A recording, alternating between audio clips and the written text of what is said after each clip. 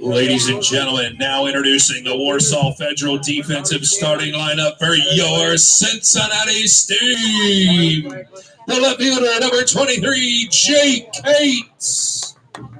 The center fielder, number 5, Sebastian Fabic. The right fielder, number 3, Ryan Fernier. At third base, number 8, Griffin Bernardo. At shortstop, number 9, Thomas Bennett. The second baseman, number 24, Aaron Levy. At first base, number 12, Jacob Abbott. The catcher, number 22, Marshall Gee. And the starting pitcher, number 27, Jonathan Bruce. Ladies and gentlemen, this time, could you please stand and face the flag? It happens to be across the street of Ferguson Road in front of Western Hills High School. Gentlemen, kindly remove your hats as we honor America, its freedoms, and those who serve to protect them with the playing of our national anthem.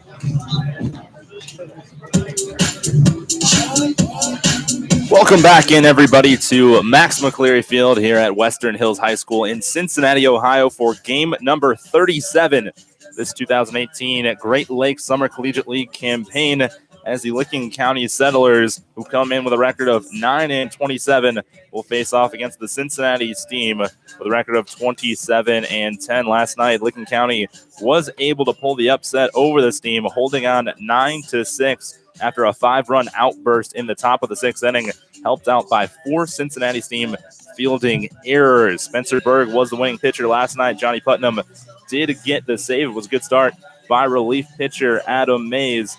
The lineup for Licking County tonight looks like this, very similar to the one last night. Just one minor change as Jacob Margroff will come in for Turner Hill in center field. But the batting order does look like this. Kat Sobozic leading off and playing second base. Dylan Ott out in left field and batting second. Batting third and playing third will be Sam Wilson. Behind the plate and batting cleanup will be Cale Baker. Sam Stewart back in the lineup for the second day in a row, batting fifth and the designated hitter. Over at first and batting sixth will be Nathan Dill. Eddie Pena at short and batting seventh. Brendan Alas in right and batting eighth. And then to round out the batting order in center field will be Jacob Margroff. He will be going up against Jonathan Bruce, who played in the field last night. He was the designated hitter, went 1 for 5, but he will be taking the mound here today for his third start of the season. He does have a 3-0 record, a 3.96 ERA. This is his ninth appearance overall, 25 innings, 14 runs, 27 hits, 26 strikeouts, and 11 walks. As Kaz Sobozic digs into the left-handed batter's box to face off against the lefty in Bruce. Bruce first pitch, 7:07, just like last night. And starts off Sobozic with strike number 1. Second pitch, curveball misses inside for ball 1. Sobozic right around 232 on the season. He does have 23 hits as he fouls one towards Randy Howell over at third base. Can't hang on to it. And it'll be 1 ball and 2 strikes for the lefty on lefty matchup here.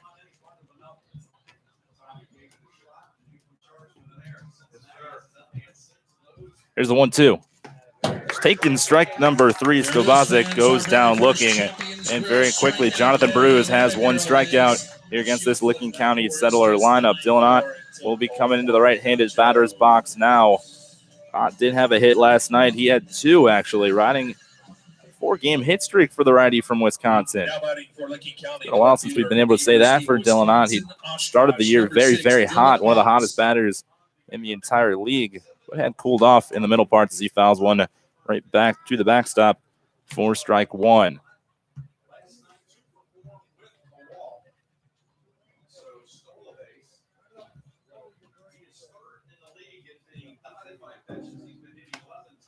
A 1 check swing down to first base. No. It's our first base umpire, Scott Wyckoff. While Travis is behind the plate in this ball game. A new tandem tonight out on the field for the umpires. Bruce misses low now. 2 balls and a strike to the righty. Ott hitting about 250 on the season. Had a good night last night. He misses inside for ball 3. Ott did have a walk last night, and he looks primed to walk one more time today. Here's a 3-1 from Bruce. Taking high for ball 4, as Ott will be aboard for the first runner in this ball game. Licking County did walk 9 times in the game last night. Doing a good job getting on base. Team that only walks about 4 per game. They very much took advantage of it last night. That'll be Sam Wilson to the plate now. Wilson, leading hitter on this Licking County roster. 328 average. First pitch inside to Sam Wilson. 1 for 4 in the game last night. They have a long RBI double off the right field fence as Marshall Gee, the catcher, will go out and talk to Jonathan Bruce. Defense for the Cincinnati team, very similar to the one last night as well. Jake Cates in left, Sebastian Fabic in center, and Ryan Fernier out in right. One major change at first base will be Jacob Abbott. Aaron Levy at second. Over at short will be Thomas Bennett and Griffin Bernardo at third. Here's 1-0 to Wilson. Pitch catches the outside corner for strike number 1. 1 ball and 1 strike to the righty from Wabash Valley College. 285 down the right field line, 327 down the left. It's 320 to the right center gap, 397 to dead center. 1 misses outside, 2 balls, and a strike now to Sam Wilson.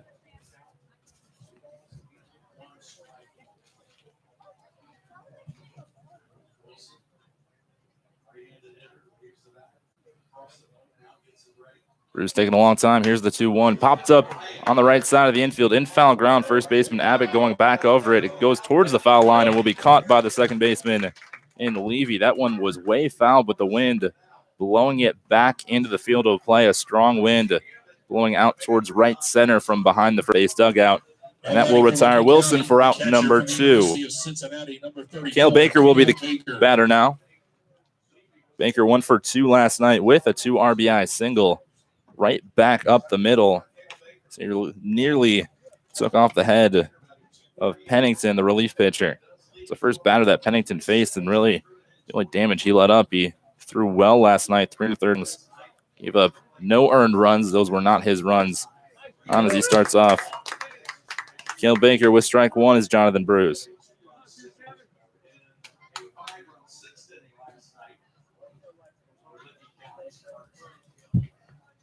There's the 1 from Bruce. Outside for ball 1. 1 ball, 1 strike, 2 outs here in the top of the first inning. Score still 0-0. Dylan Ott leads off of first base. Ott celebrating his 21st birthday here tonight. Runner goes in. Ott throw down to second base, not in time. It was a strike swinging as Ott will steal a base for the second consecutive night. That will be Dylan Ott's 9th stolen base on the season as he slides headfirst into second and puts a runner into scoring position. Cale Baker down the count, 1 ball and 2 strikes. Baker 21 RBIs on the season as he is 3rd on the team. Has a guy out there in scoring position right now. 1 ball, 2 strikes, 2 outs. Ott on second base. Bruce comes set, and here's the delivery. Taking strike number 3 to Cale Baker. 2 strikeouts for Jonathan Bruce here in the top of the first inning as we will go to the bottom half. Game still scoreless. So fans, guess what? We want to talk about the fact that once again this year, the Steam have teamed up with the official post-game party destination, Champions Grill. Champions has everything you need from great food to cold beer. Plenty of HD televisions, including the 100-inch projection screen to watch any event that you want to catch after a Steam home game. Every time the Steam pitching staff strike out 10 or more batters during a home game, Champions gives you a free order of ballpark nachos. And as you just saw, we keep track of that with your help using the Champions Grill strikeout Ks at the top of the first base grandstands. We flipped 2 of them. We've got 8 more to go until you receive your free ballpark nachos from Champions Grill. Champions is located at 3670 Work Road in the Cincinnati Marketplace Plaza.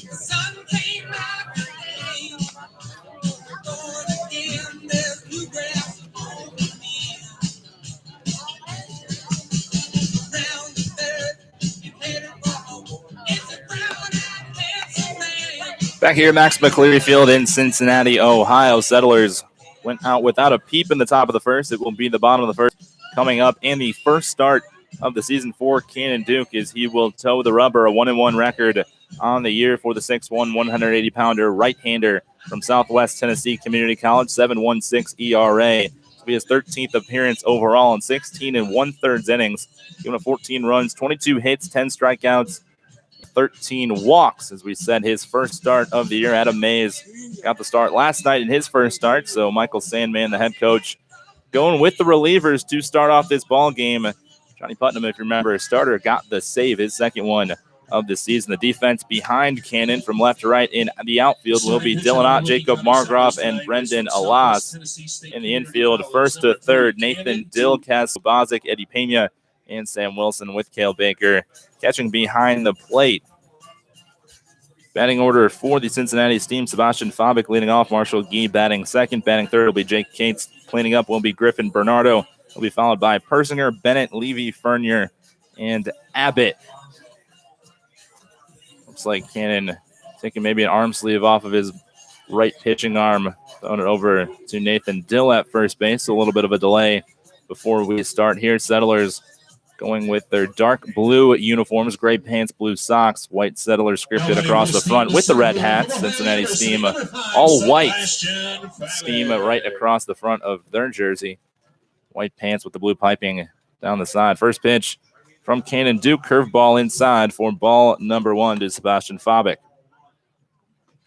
Fabik in the game last night, 1 for 4 with a double and an RBI. 1-0, tried to check his swing. He did not hold it up and did go around, so 1 ball and 1 strike to the righty in Fabik.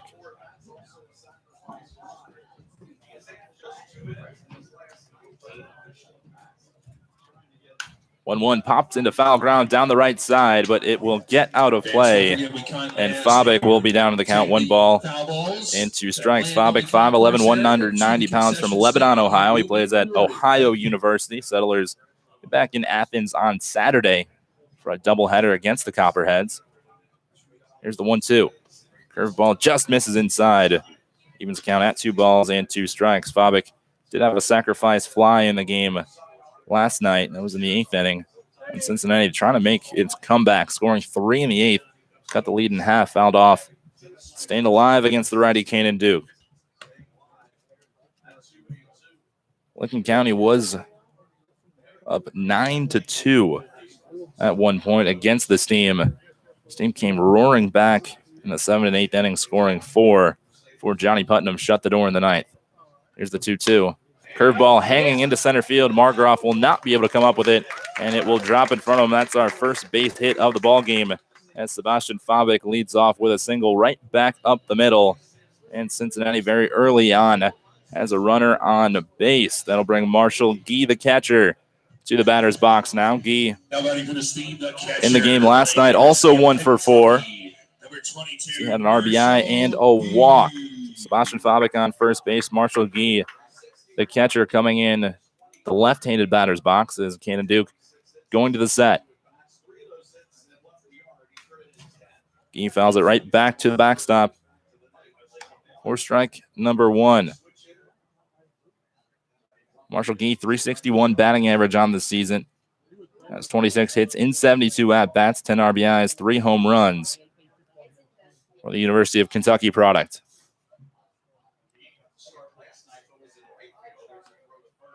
Duke checks on the runner in Fabik over on first base, but not in time.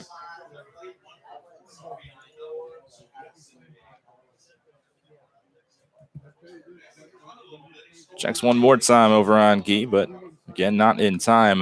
Didn't see a whole lot of base running as far as stolen bases from the Cincinnati team in the game last night. They went 1 for 3. Excuse me, 1 for 2 last night. That big one out at third base. That pitch fouled to the left side and out of play. Marshall Gee in a hole, no balls and 2 strikes. Big one late in the game. It was in the 8th inning, a 3-run 8th inning. Bailey Montoya got thrown out on a walk, actually, by Marshall Gee. It was a walk with 2 outs. Montoya tried to take third. It was no chance as Cale Baker had plenty of time to throw him out at third base. Duke checking over on first base once again.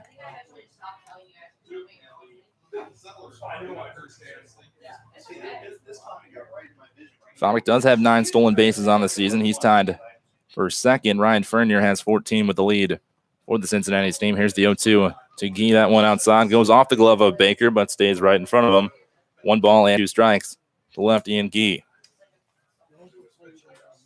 Gee, 5'10", 185, Georgetown, Kentucky, so staying in state to play his college baseball. He's the preferred bullpen catcher for the Wildcats. Here's the 1-2. Popped up in the infield to the right side. Dill going back. So Bozic giving chase near the foul line. Dill will make the catch over his shoulder for out number 1. Dill battling the sun as it sets behind the first base dugout. It's tough for the left side of the infield to see. Everybody on the infield, besides Casso Bozic, has their sunglasses on. Margroff has some in center. I want to say Dylan Ott has someone left. So it might be Sobozic in a loss. Only 2 fielders without sunglasses on. That'll bring Jake Cates to the plate now. Cates starting in left field today, batting in the left-handed batter's box. Fabik starts and stops on a swing through by Jake Cates. Cates had an 8-game hit streak, ended last night when he went 0 for 4.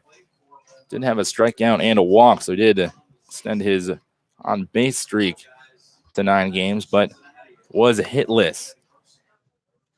They check on Fabic one more time over at first. Duke paying very close attention to the speedy center fielder.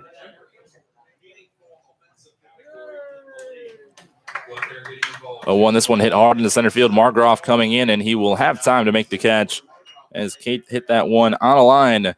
But Settlers got a guy there. 2 outs now after allowing the leadoff single to Sebastian Fabic. Going to bring up the number 4 hitter in Griffin Bernardo. Bernardo went 1 for 5, extended his hitting streak to 12 games, and he has been absolutely tearing it up this season. 368 batting average, 49 hits, 11 doubles, 6 home runs, 39 RBIs. Leads the league in just about every offensive statistical category that you can think of.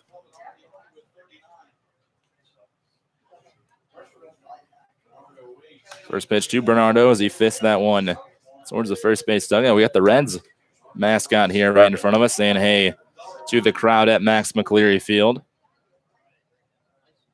Reds played earlier today. I could actually hear the fireworks going off from my apartment.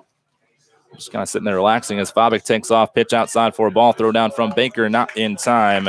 And Fabic swiped second base with his 10th stolen base of the season, 58th on the year for the Cincinnati team. As they now have a runner in scoring position. Pitch was outside for a ball, so the count will go to 1 ball and 1 strike.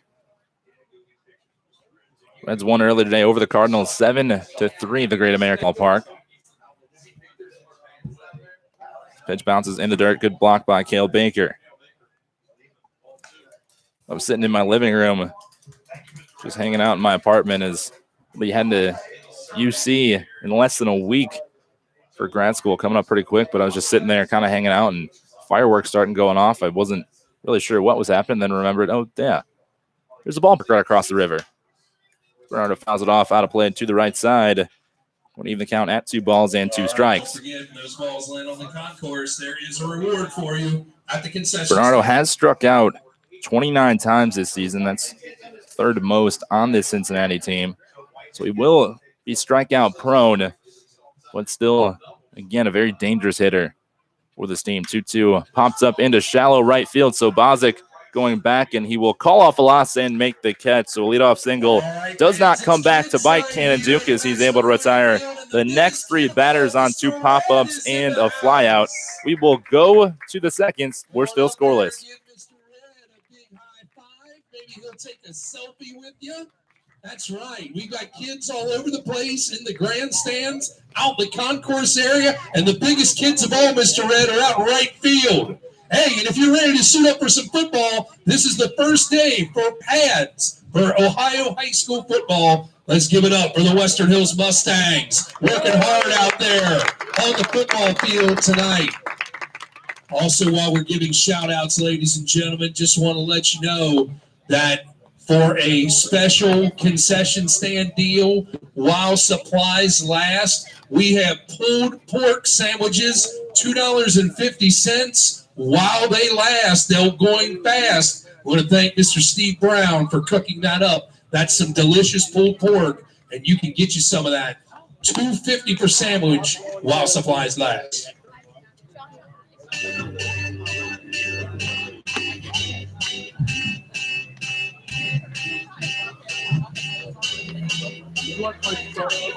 Second inning ready to get underway here in Cincinnati, Ohio. It'll be Sam Stewart, Nathan Dill, and Eddie Payne due up for the Licking County Settlers as we are still scoreless here in the top of the second inning. Licking County looking for its first 2-game winning streak of the season. They finally have 9 wins, looking for double digits, number 10. They could get 2 in a row for the first time here tonight as Sam Stewart digs into the right-handed batter's box. First pitch from lefty Jonathan Bruce, taken low and in the dirt for ball number 1. Looks like we have another first base coach out there tonight. John McCauley makes his way to the first base coach's box. Pitch inside to Sam Stewart for ball 2. I thought Turner Hill started out there. Is Turner Hill the only position player on the bench tonight for the Settlers? 2-0 grounder to the third baseman. Playing back is Bernardo. He fields it and throws over to first base for out number 1. 3 in a row for Jonathan Bruce as he gets Sam Stewart to ground out on the 5-3. Nathan Dill will be your batter now. Dill, 6'4", 224. Collins, Colorado native. He was 2 for 5 last night with a double. Had a good night for the big righty.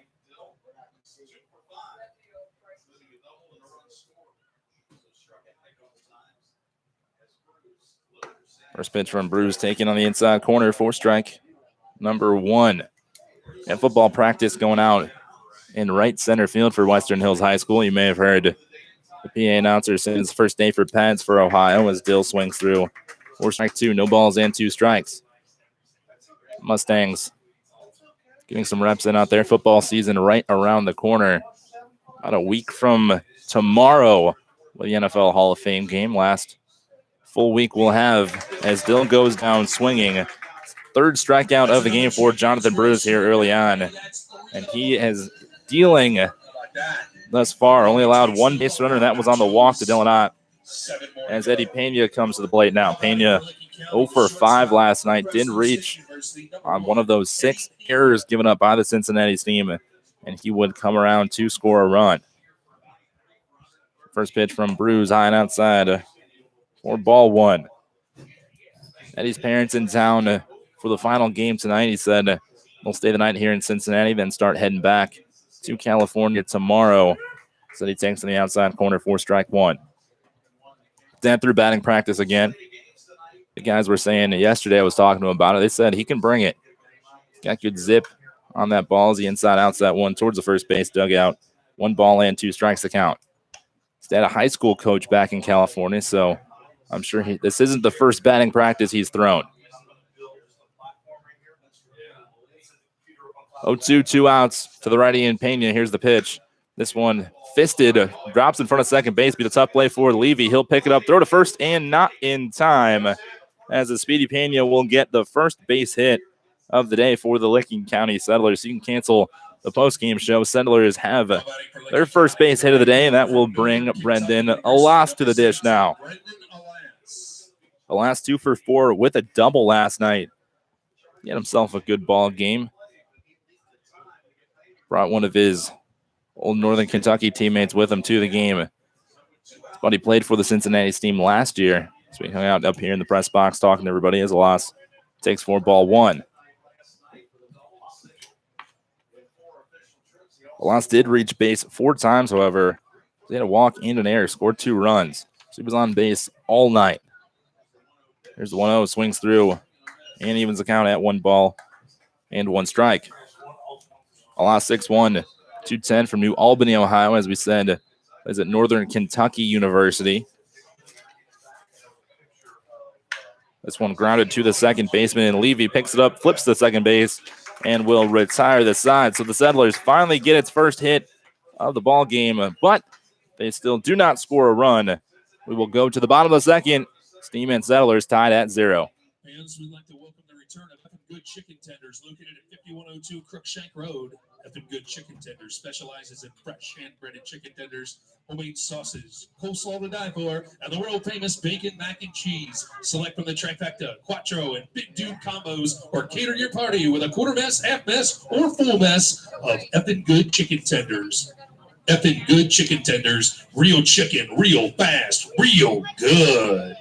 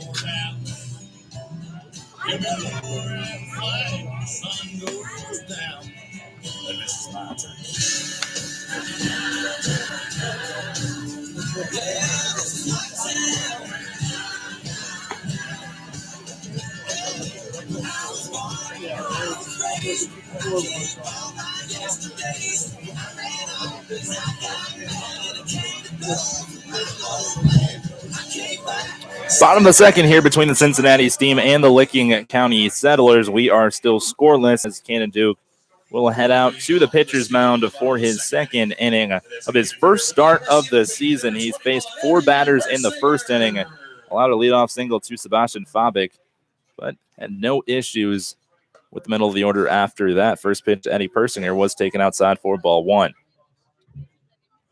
Persinger, the designated hitter here tonight. He was in the lineup as he rounds this ball into the shortstop as Dill has to come off the first base bag.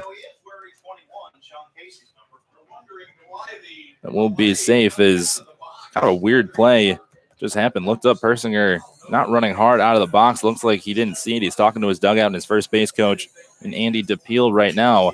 Pena made a good play in the hole between short and third. Just not a throw over to first base. As once again, the leadoff man will reach first base.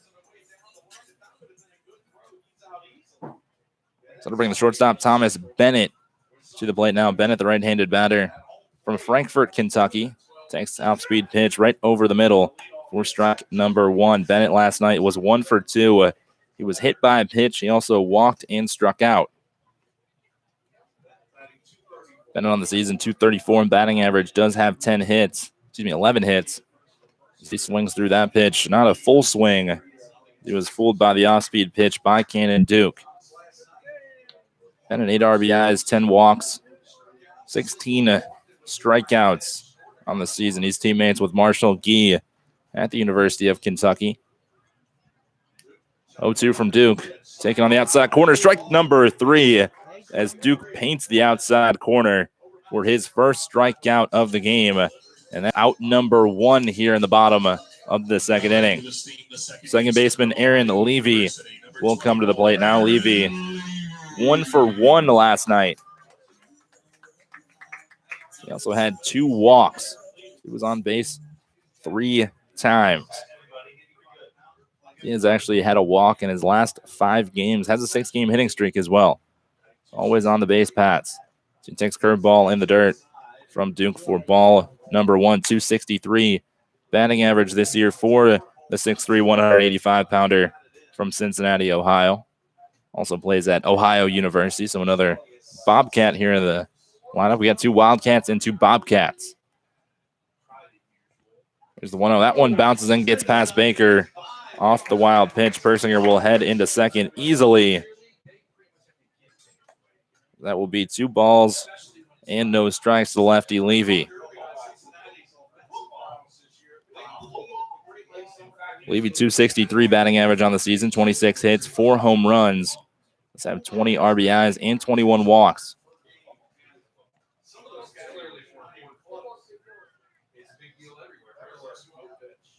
2-0 pitch taken high for ball 3. 3 balls and no strikes. Duke has yet to walk anybody in the first 6 batters that he'd faced.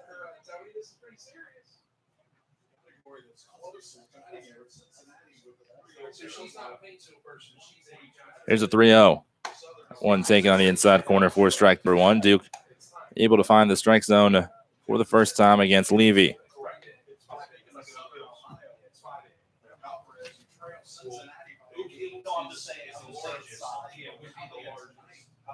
Duke comes set, checks the runner. Here's the 3-1. That one inside for ball number 4. That'll be the first walk issued today by Cannon Duke, and runners will be at first and second base here with 1 out. Duke could use a ground ball double play as Cale Baker heads out to the mound to calm down his right-hander from Parsons, Tennessee. Right fielder Ryan Fernier will be the batter once this meeting on the mound breaks up. Fernier, the right-handed hitter from Oregon, Ohio, 5'11", 190, plays at Xavier University, so a local guy, with the Musketeers being a couple miles down the road. Fernier on the season, 269 batting average, has 36 hits, 3 doubles, a triple, and 5 home runs. Also has 31 RBIs. And a chance for Cincinnati to get on the board here in the bottom of the second. Curveball right down the middle for strike number 1 taken by Fernier. Licking County jumped out to a lead in the second inning last night. They scored 1 in the second, 2 in the third, and 1 in the fourth to jump ahead of this team 4-2 following the fourth inning. It's 4-0 after the 2 spot in the bottom of the fourth. Fouled off towards the third base dugout, and Duke quickly ahead, no balls and 2 strikes. Last time we saw Canada Duke out on the mound was against the Galeon Graders on July the 22nd. It was a 6-4 loss out in Galeon on Sunday. He threw 1 inning, gave up 1 run, 2 hits, a walk, and a strikeout, and 6 batters that he faced.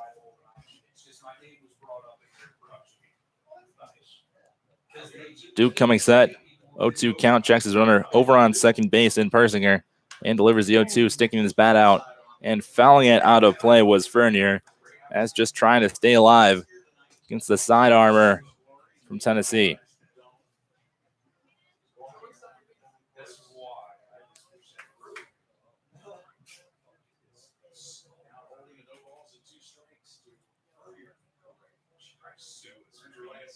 Duke comes set and delivers the 0-2 curveball hanging into left field. Ott can't find it. Now he does. Goes back towards the wall, and he will make the catch in front of the warning track out in left center field, as Ott struggled to find that ball initially, but caught it just in front of the warning track and on the run, as Fernier just missing that one and getting under it.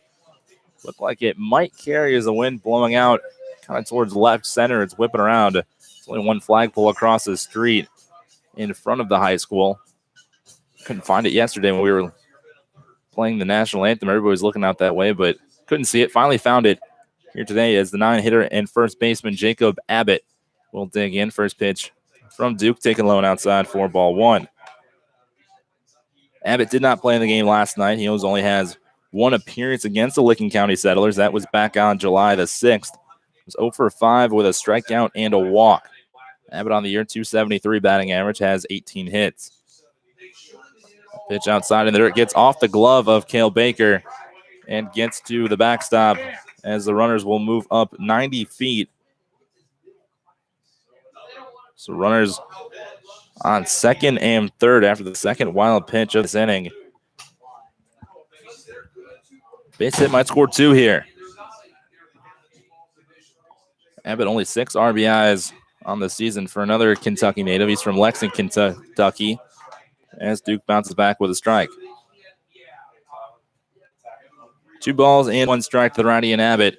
2 outs. Duke going from the windup. Here's the 2-1. Curveball sticking his bat out, shooting it right into the first base dugout is Abbott. Watch out down there as some of the Cincinnati guys kind of looking around, seeing if everybody's all right. That one did get into the dugout. Looks like somebody might be doubled over down there, so it might have got a piece of one of the players. Is Sebastian Fabek on deck walking towards the dugout. Check on if everybody's all right. One of the guys took a line drive off his body in batting practice today, so magnets over there for the Cincinnati team. 2-2 is your count. 2 outs, 2 runners on base, still no score. As Duke, the 2-2 offering, curveball rolled over to the left side. Wilson fields it, throws over to first base in time. As Cannon Duke is able to escape a jam once again. He strands 2, 3 stranded on the day for the Cincinnati team as we will go to the third. Still no score. And it looks like Mr. Red and Emma are going to join in on some fun. All right, yes, it is time for our water balloon toss, and we have Mr. Red to help us out today. Go ahead and you two get lined up with your partners here next to me. All righty. You guys ready down there with the balloons? All right, go ahead and toss. Oh, the balloons already popped. We already have winners. Congratulations to you guys. Yay! Actually, I didn't say anything. Sorry. Yay!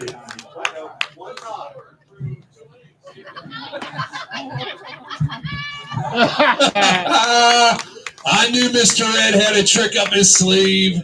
He always does. Let's give it up for Mr. Red.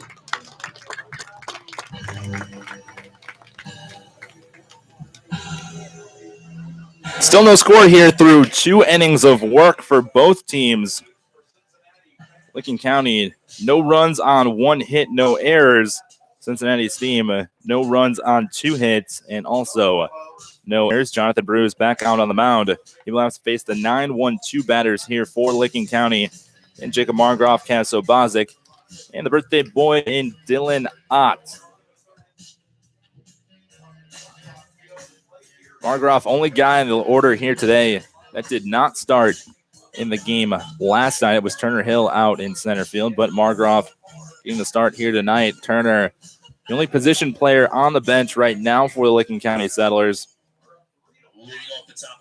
You have 7 arms in the bullpen available here tonight, so only 8 players able to come off of the bench as Margroff will dig in the left-handed batter's box. Jake, Cuyahoga Falls, Ohio native, 5'11", 180 from Butler as he takes for strike number 1. Been no issue so far for starting pitcher Jonathan Bruce. He's allowed 1 runner per inning, but has stranded him each time as Margroff fouls off to the backstop very quickly. No balls and 2 strikes. He does have 3 strikeouts, does Bruce. 1 walk he's given up as well as 1 hit.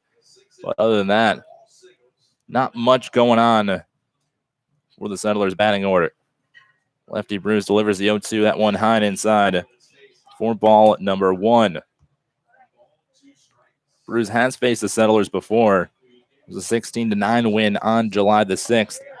He just misses his 4th strikeout of the game. Outside, 2 balls and 2 strikes in that ball game.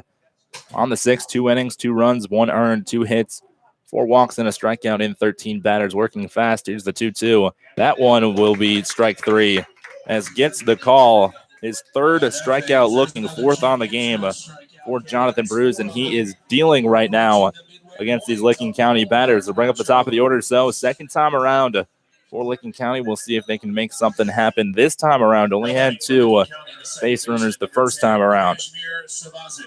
Sobozic was a strikeout victim in his first at-bat. Struck out on a 1-2 pitch to start off this ball game. Lefty on lefty. Sobozic fouls it to the backstop, and he's down to the count. No balls and 1 strike.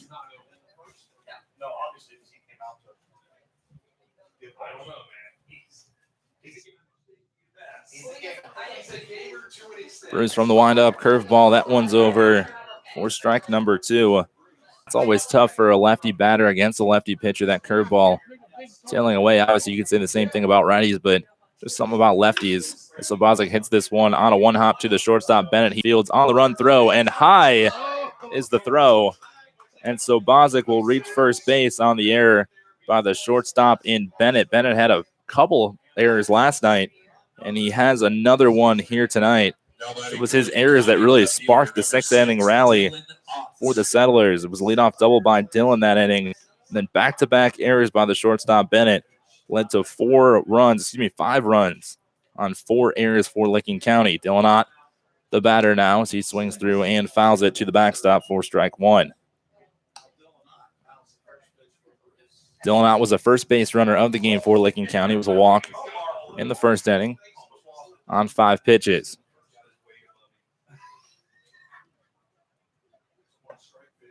0-1 taken, throw down to first base, not in time as Sobozic slides back in. Sobozic, always a threat to run. He's one of the leaders in stolen bases this season with 13.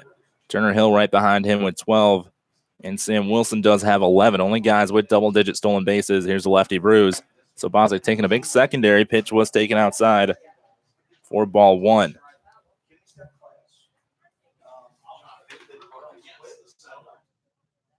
Sobozic did have a stolen base in the game last night as Ott hits this one high into right center field. Right fielder and center fielder Fabic. The center fielder will catch this one in the gap for out number 2. Long out number 2 here in the top of the 3rd inning. And Licking County will bring Sam Wilson to the plate now. Wilson, right-handed batter from Wabash Valley College. His first at-bat was a pop-up down the first base line. Started in foul ground, but the wind kind of brought it back in, and the second baseman, Levy, was able to make the catch. So Wilson 0 for 1 here tonight, has a runner over on first with 2 outs. First pitch inside from Bruce, taken for ball 1.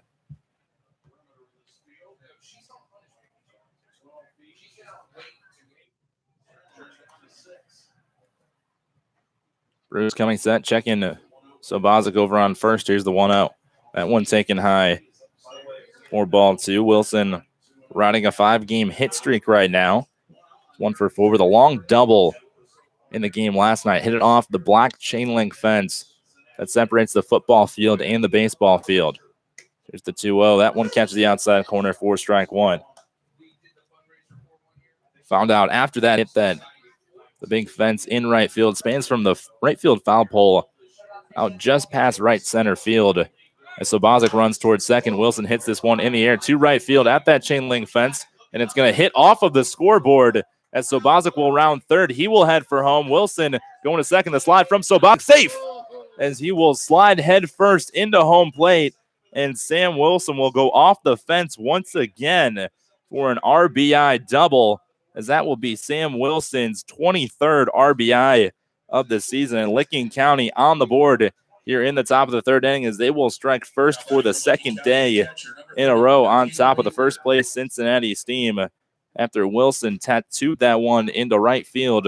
It's kind of a short porch out in right, about 300 to where he hit it, where that scoreboard is at. It's 320 in the gap and 285 down the line. So we hit it off of the scoreboard. So I was getting about ready to say you have to hit it over the fence to get a home run. As Wilson showing us that once again.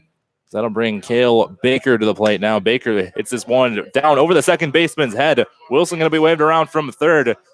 Ball bobbled by Fernier in the outfield, and Wilson will go in standing up off the RBI single by Cale Baker.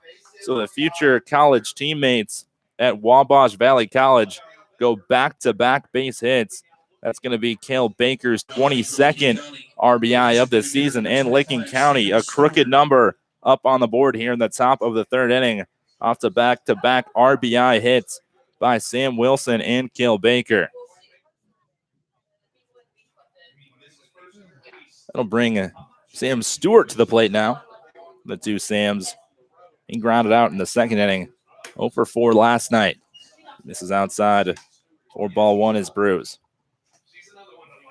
Going into that game last night, Stewart had a hit in each of the games that he had started. Last night was his 6th start of the season as he swings through the breaking ball by Bruce for strike 1. So he had a hit in each of the games except last night. So I was joking around with him today that he ended his streak taking outside for a strike is Stewart. But he did correct me. He did have a walk last night and said he's reached base in every game he's played. So he does still have that going for him. We'll see if he can extend it here today. Technically the leading hitter on the Licking County team at 455 as he cues this one down the right field line, but foul. I believe that's Turner Hill, the first base coach. Also him and McCauley must be trading off innings. Turner stuck his hand out to kind of catch that one and then realized first baseman Abbott might try to make a play on it. Here's the 1-2. That one inside for ball 2, just missing was Bruce. 2 balls and 2 strikes. Here with 2 outs, Settlers with 2 up on the board with 2 outs off back-to-back base hits by Sam Wilson and Cale Baker. Bruce ready. Here's the 2-2. Low and inside. 4-3. So a full count. Runner and Baker will be off on the pitch. Bruce with 4 strikeouts here tonight and 1 walk.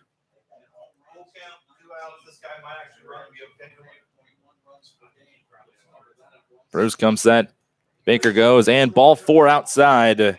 And Stewart works the 2-out walk. 3 consecutive base runners have reached here with 2 outs in the top of the third inning. Settlers on top of the Cincinnati Steam for the 2nd consecutive night. They lead 2-0 as Nathan Dill will be the batter now. Dill, a strikeout victim in his first at-bat, but good night last night, 2 for 5. First pitch from Bruce swung through by Nathan Dill. Dill did have a base hit in the third inning in the game last night. Did score a run. It was not ruled an RBI, however.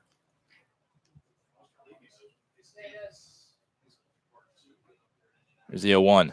Swing and a miss once again by Dill on back-to-back pitches. And Bruce now 1 pitch away from getting out of this third inning. Settlers putting a crooked number up on the board. Here's the 0-2. Taking low and inside, just missing. 1 ball and 2 strikes. 1 ball, 2 strikes, 2 outs. 2-0 ball game, settled his lead. 2 men aboard. Baker on second. Stewart over on first. There's the 1-2. Fouled back to the backstop as the count will remain 1 ball and 2 strikes as Dill stays alive. Dill really has yet to get going this year. He's been a little bit better last 5 games. 6 for 16 over his last 5 and does have 5 RBIs. Chance for 6 here. Swing and a miss for strike number 3. That's strikeout number 5 and the second one for Nathan Dill. Licking County able to push 2 across the board. They scored 2 runs on 2 hits. There was 1 error, and they will leave 2 on base. We'll go to the bottom of the 3rd. And Duke's got himself a 2-0 lead.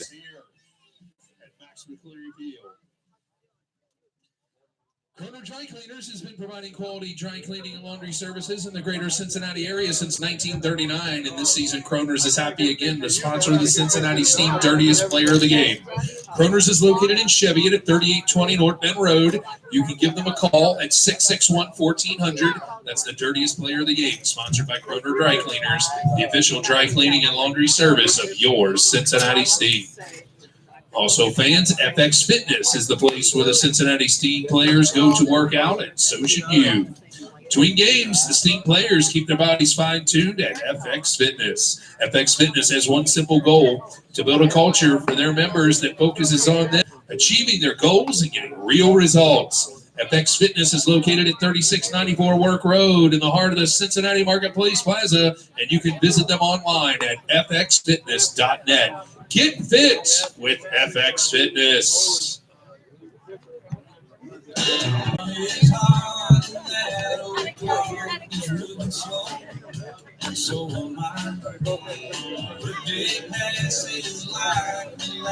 Cannon Duke back out on the mound for his 3rd inning of work. The reliever from Southwest Tennessee Community College making his first start of the season, much like Adam Mays did last night.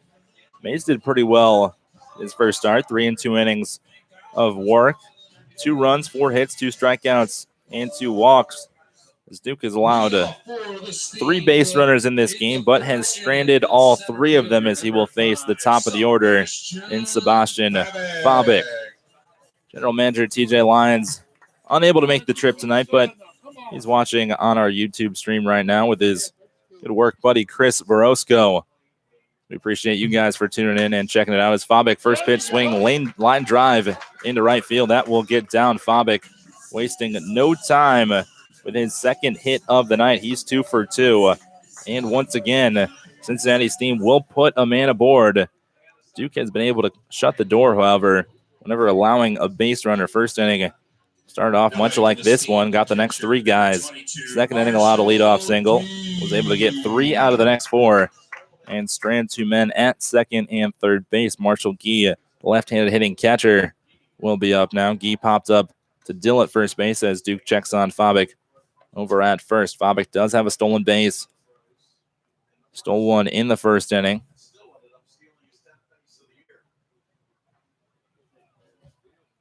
First pitch to Gee. Thought about swinging, but took on the outside corner for ball number 1. Duke did play close attention to Fabic the first time he was on first base.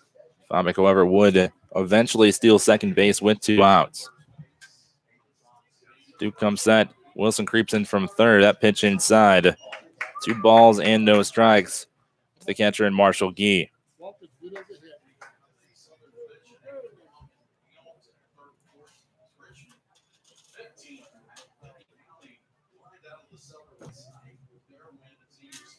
Fabic takes his lead off first. Duke now coming set. He checks on first base once again, but not in time. Sweet Tails in the bottom of the 4th at Lacasse Field. Lake Erie trailing 2-0 to Grand Lake. Duke checks on Fabic one more time.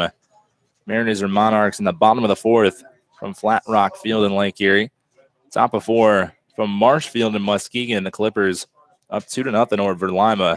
Lima has been struggling as of late. They're 6-4 in their last 10. They fell into 2nd place as Marshall Gee hits one on the line. Caught by Sobozic. He will not make a throw to first base. as Gee hit that one to the left side of Sobozic. He was ranging a little bit towards the middle for a double play ball. Gee hit it on the nose, but Sobozic able to range to his left and retire Gee for out number 1. Jake Cates, the left fielder, will be up to bat now. The left-handed hitter from Liberty Township, Ohio, will be going to Gulf Coast State, Panama City, Florida this fall. First pitch from Duke. Curveball over for strike number 1. Cates in his first at-bat flew out to Margroth out in center field. He's 0 for 1. 8-game hitting streak right now for Jake Cates. A 1 inside, 1 ball, and 1 strike. Getting back to the scores, as I said, Lima now trails St. Clair by half a game in the northern standings. The northern standings just kind of a cluster as the top 5 teams within 5 games of each other. Check on Fabak at first, not in time. Even all 7 within 8. Going to the south. Xenia now in the basement of the Southern Division. They trail Cincinnati by 18 games, so a large discrepancy between the two divisions. The runner in Fabak does go, swing and a miss. Throw down to second base in time as Fabak will be cut down at second base off a perfect throw by Cale Baker. And just like that, 2 outs now here in the bottom of the 3rd inning. What a throw by Cale Baker to the shortstop. Pena cuts down Fabak. Fabak now 1 for 2 on stolen bases here tonight. Pitch was a strike as Kate swung through it. Here's the 1-2. This one tapped down the third baseline, but will go foul. Count remain 1 ball and 2 strikes. Only the 4th time that Fabak has been caught stealing this year. And that's definitely a big one. You get a 2-run lead in the top of the 3rd. You don't want to surrender any runs right here. 1 ball, 2 strikes, 2 outs. Settlers lead by 2. Cates at the dish. Duke on the mound. Duke from the windup. Here's the 1-2 curveball. Just misses the inside corner as Cates will now even the count at 2 balls and 2 strikes. Duke only 1 strikeout. That was against Thomas Bennett, the shortstop in the 2nd inning. Rocks back and delivers. This one lined into right field, right at Alas as he reaches up, and that will retire the side. So after a leadoff single by Fabak, Duke able to retire the next 2 with a little bit of help from Cale Baker on the caught stealing, as the Settlers will maintain its 2-0 lead as we go to the 4th. Yes, so we are doing Name That Tune. So I'm going to go ahead and let my contestants introduce themselves. What you guys' name? Anna. John. John. He's a little loud and excited. So you already won once, John. Do you think you're going to win again? Yes. All righty, you guys ready? All right, turn the song up for him.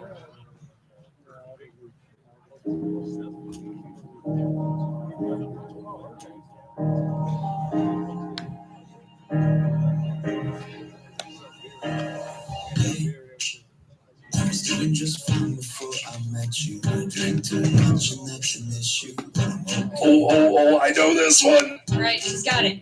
Closer. That is correct by the Chainsmokers. Give her a round of applause. Good job, guys.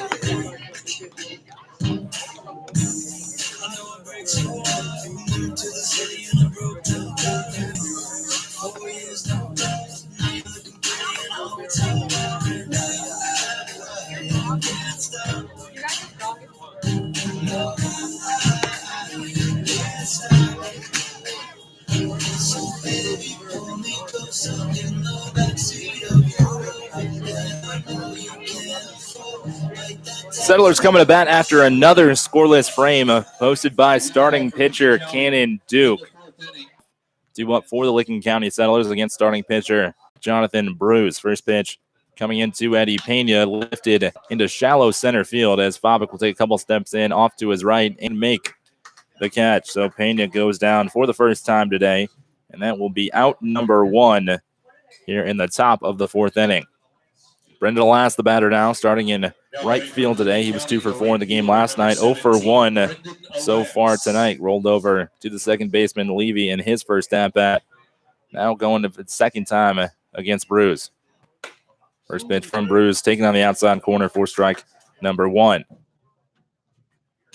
Going back to our scoreboard in the Great Lakes Summer Collegiate League following his pitch from Bruce. It's fouled back to the backstop. No balls and 2 strikes.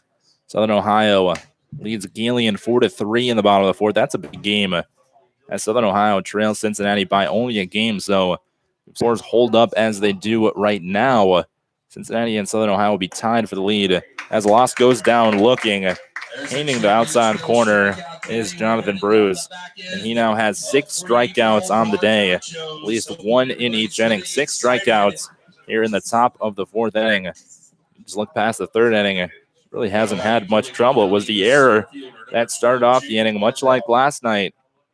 Errors coming back to bite the Cincinnati Steam as Margraf squares to bunt. He pops it up to the left side. He has a play, but he slides and will not be able to make the catch as Margraf trying to push the bunt down the third base line, but it will go foul. Saginaw Sugar Beets up on top of the Richmond Jazz 7-4 out in Dow Diamond. Down the third base, but it will go foul. Saginaw Sugar Beets up on top of the Richmond Jazz 7-4 out in Dow Diamond in Saginaw. Then Xenia and Hamilton tied at 3 in the bottom of the 3rd. Hamilton and Galeon, half a game separate them as Galeon leads the Joes by a half a game. Pitch outside. 1 ball and 1 strike now. If Galeon loses and Hamilton wins, the Joes would take that 3rd spot. Margraf takes a curveball, just missing up. 2 balls and a strike. We said top 3 teams do make the playoffs. First place gets a bye. 2nd and 3rd play a 1-game elimination game. 2-1 taken outside for ball 3 as Margraf ahead in the count. 3 balls and a strike. Bruce rocks back and fires a 3-1. That one misses low as Margraf will work himself a 5-pitch walk and head to first base. That's the 2nd walk issued today by Jonathan Bruce. And Licking County has a man aboard with 2 outs. They scored both of their runs in the 3rd inning with 2 outs off back-to-back base hits by Sam Wilson and Cale Baker. Bunt laid down the 3rd base line. Bruce will be a tough play. Fields it and bobbles it as Sobozic will make it to first base. That will be a base hit for Sobozic. That's his first base hit of the day today. See now 1 for 3. A good bunt down the 3rd base line would have been a tough play for Bruce had he fielded it. But the speed of Sobozic adding to that is Bruce bobbling it and coughing it up. So 2 men aboard with 2 outs for the Licking County Settlers. They lead the Cincinnati Steam 2-0 here in the top of the 4th. Bring Dylan Ott to the plate. Ott does not have a hit. He does have a walk and a fly out. First pitch upcoming from Bruce, rolled over to the left side as Bernardo, the 3rd baseman, fields it and throws to 2nd to retire Sobozic. Licking County getting a pair of runners on with 2 outs, but not able to do anything with it. But they still lead this one 2-0 as we go to the bottom of the 4th. And CincinnatiSteam.com, the official website of your Cincinnati Steam. You can podcast and even keeping up with the former players at CincinnatiSteam.com. You can also receive instant updates on the Steam via social media. Just follow us on Twitter and Instagram or like us on Facebook. Remember, CincinnatiSteam.com, the official website of your Cincinnati Steam.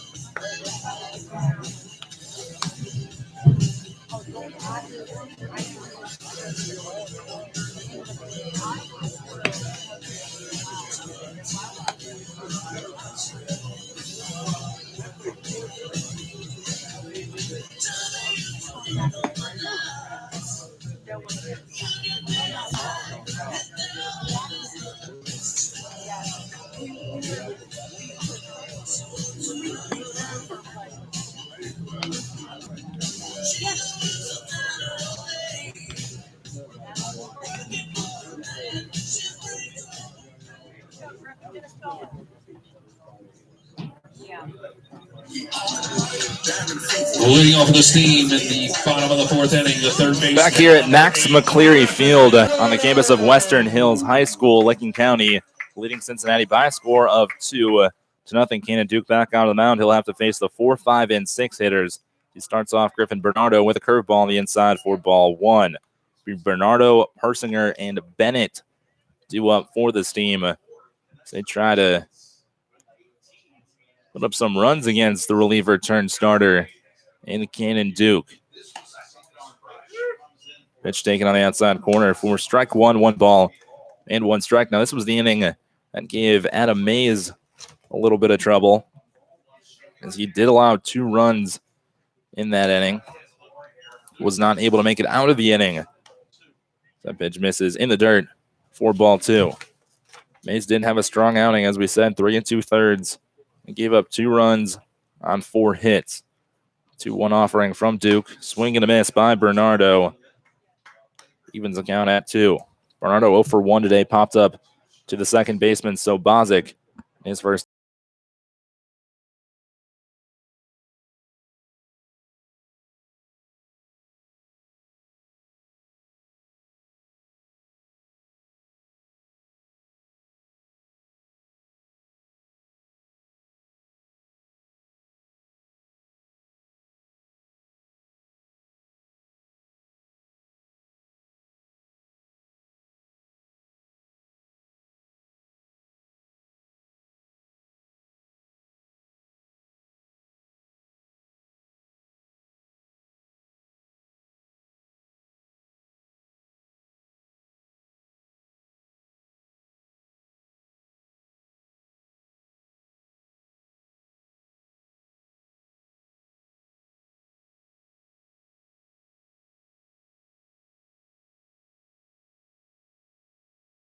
And left on base. It'll bring Eddie Persinger to the dish now. Persinger 1 for 1 today. Had a single, but was stranded at third base off of 2 wild pitches. He takes curveball low for ball 1. Persinger, a Cincinnati, Ohio native, plays at the University of Dayton. Teammates with Bailey Montoya, the catcher from last night. It's a 1-0. That one catches the outside corner with the fastball. Duke has allowed the leadoff man to reach in each inning thus far, but has really been able to shut the door after that. Maybe prefers going from the stretch here tonight. There's the 1-1. That one misses outside. 2 balls and a strike to count now.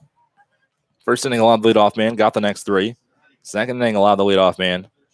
Had a walk in between a strikeout, a flyout, and ended with a ground out. And then the third, allowed a leadoff man, caught stealing, helped this one lined right at Sobozic. He'll throw to first base, and that will be not be able to pick out of the dirt by Nathan Dill. Sobozic caught it, was falling over to his right, had to make the off-balance throw. Had a play at first base on Bernardo, but Dill not able to pick it out of the dirt.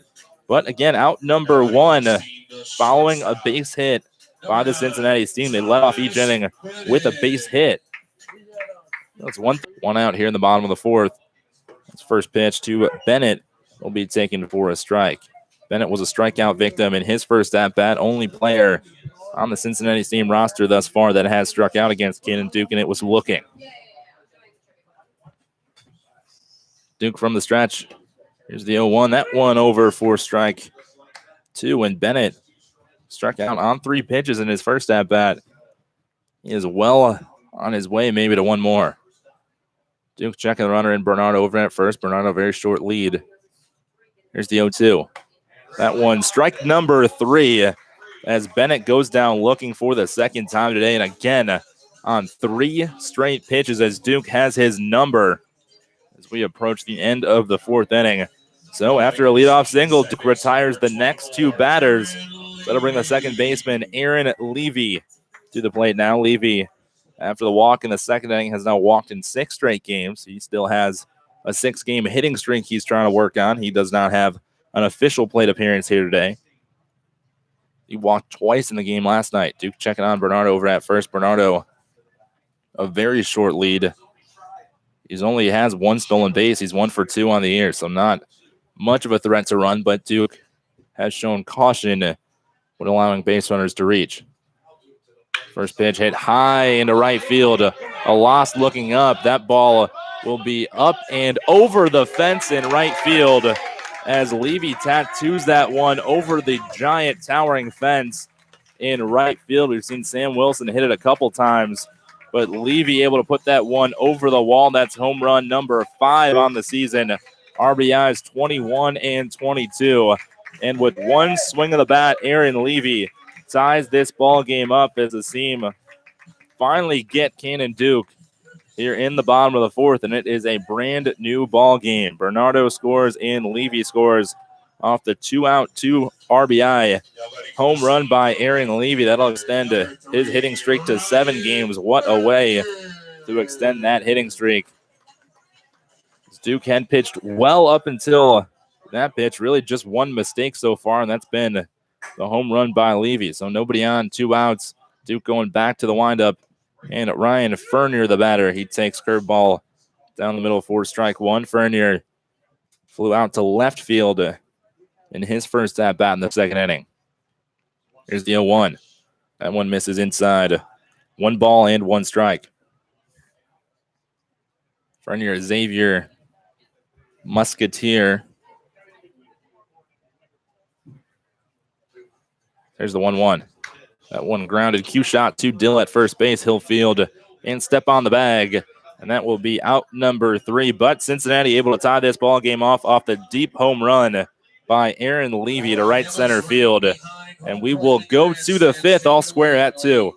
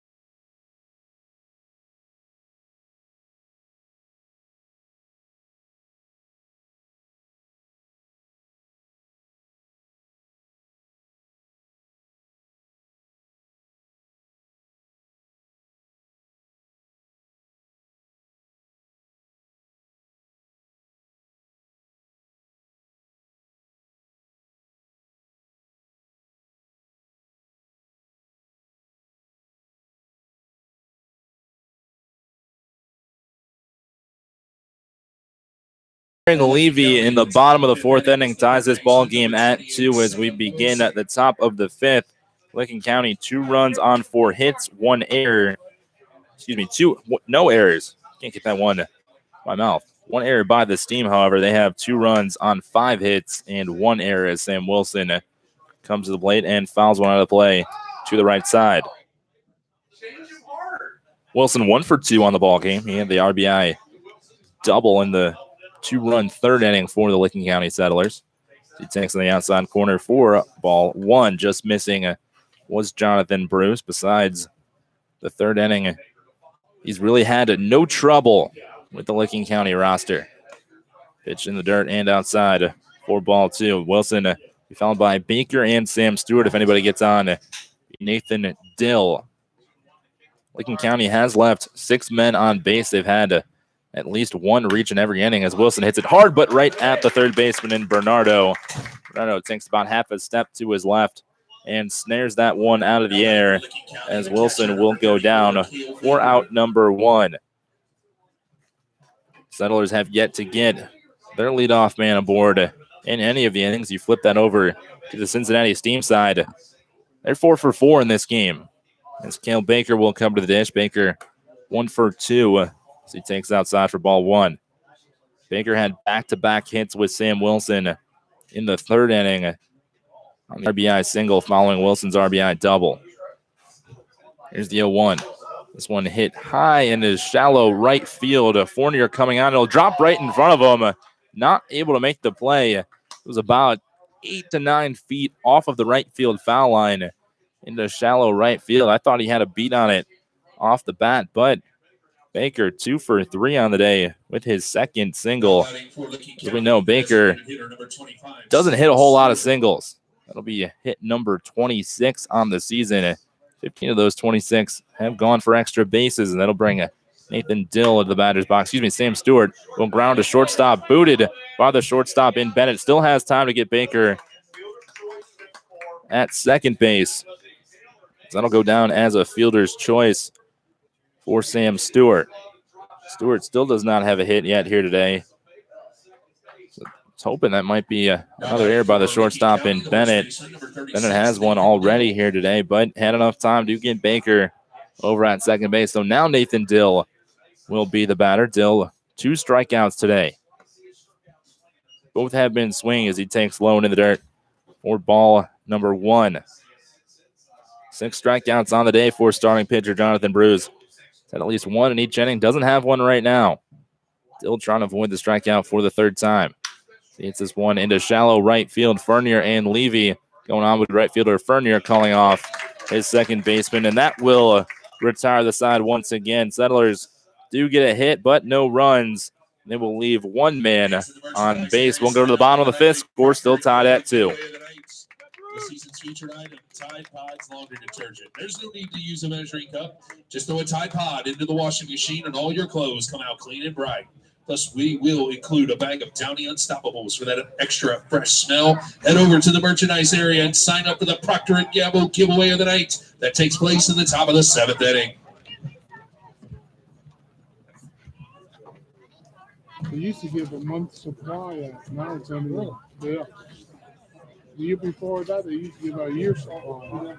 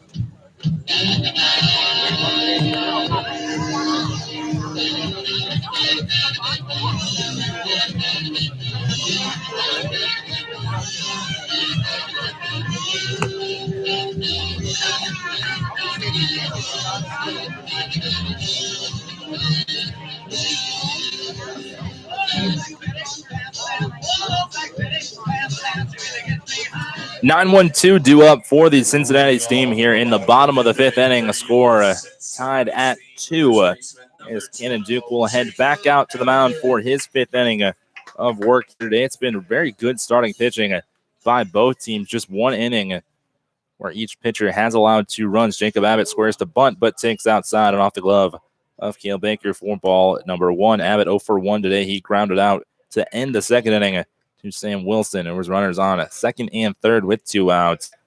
And Wilson able to make the play and fire over to first base for out number 3. Abbott does not square to bunt. Goes right through the legs of Cannon Duke because his glove falls off right through the wickets. And Abbott is aboard with a leadoff single. 5th time today that the Cincinnati team has begun an inning with a leadoff single. Only have 2 runs to show for it. That was with 2 outs by the 2-run home run by Aaron Levy in the bottom of the 4th inning. So Cannon Duke finds himself in a familiar spot as he has a man over on first base and nobody out, top of the order. And Sebastian Fabik to the dish now. Fabik 2 for 2. 2 singles. This one swing on, hit into center field. That's 3 for 3 now for Fabik.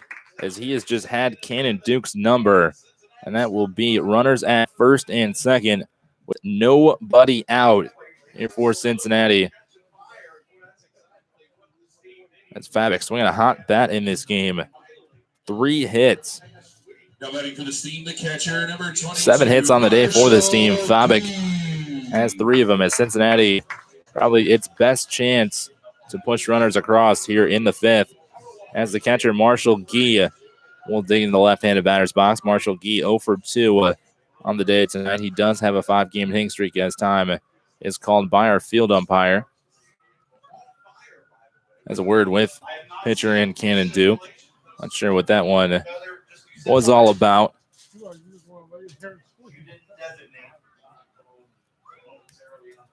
Duke now ready to go. He comes set. Checks the runner on to second. Squaring the bunt is Gee, but will take for a strike.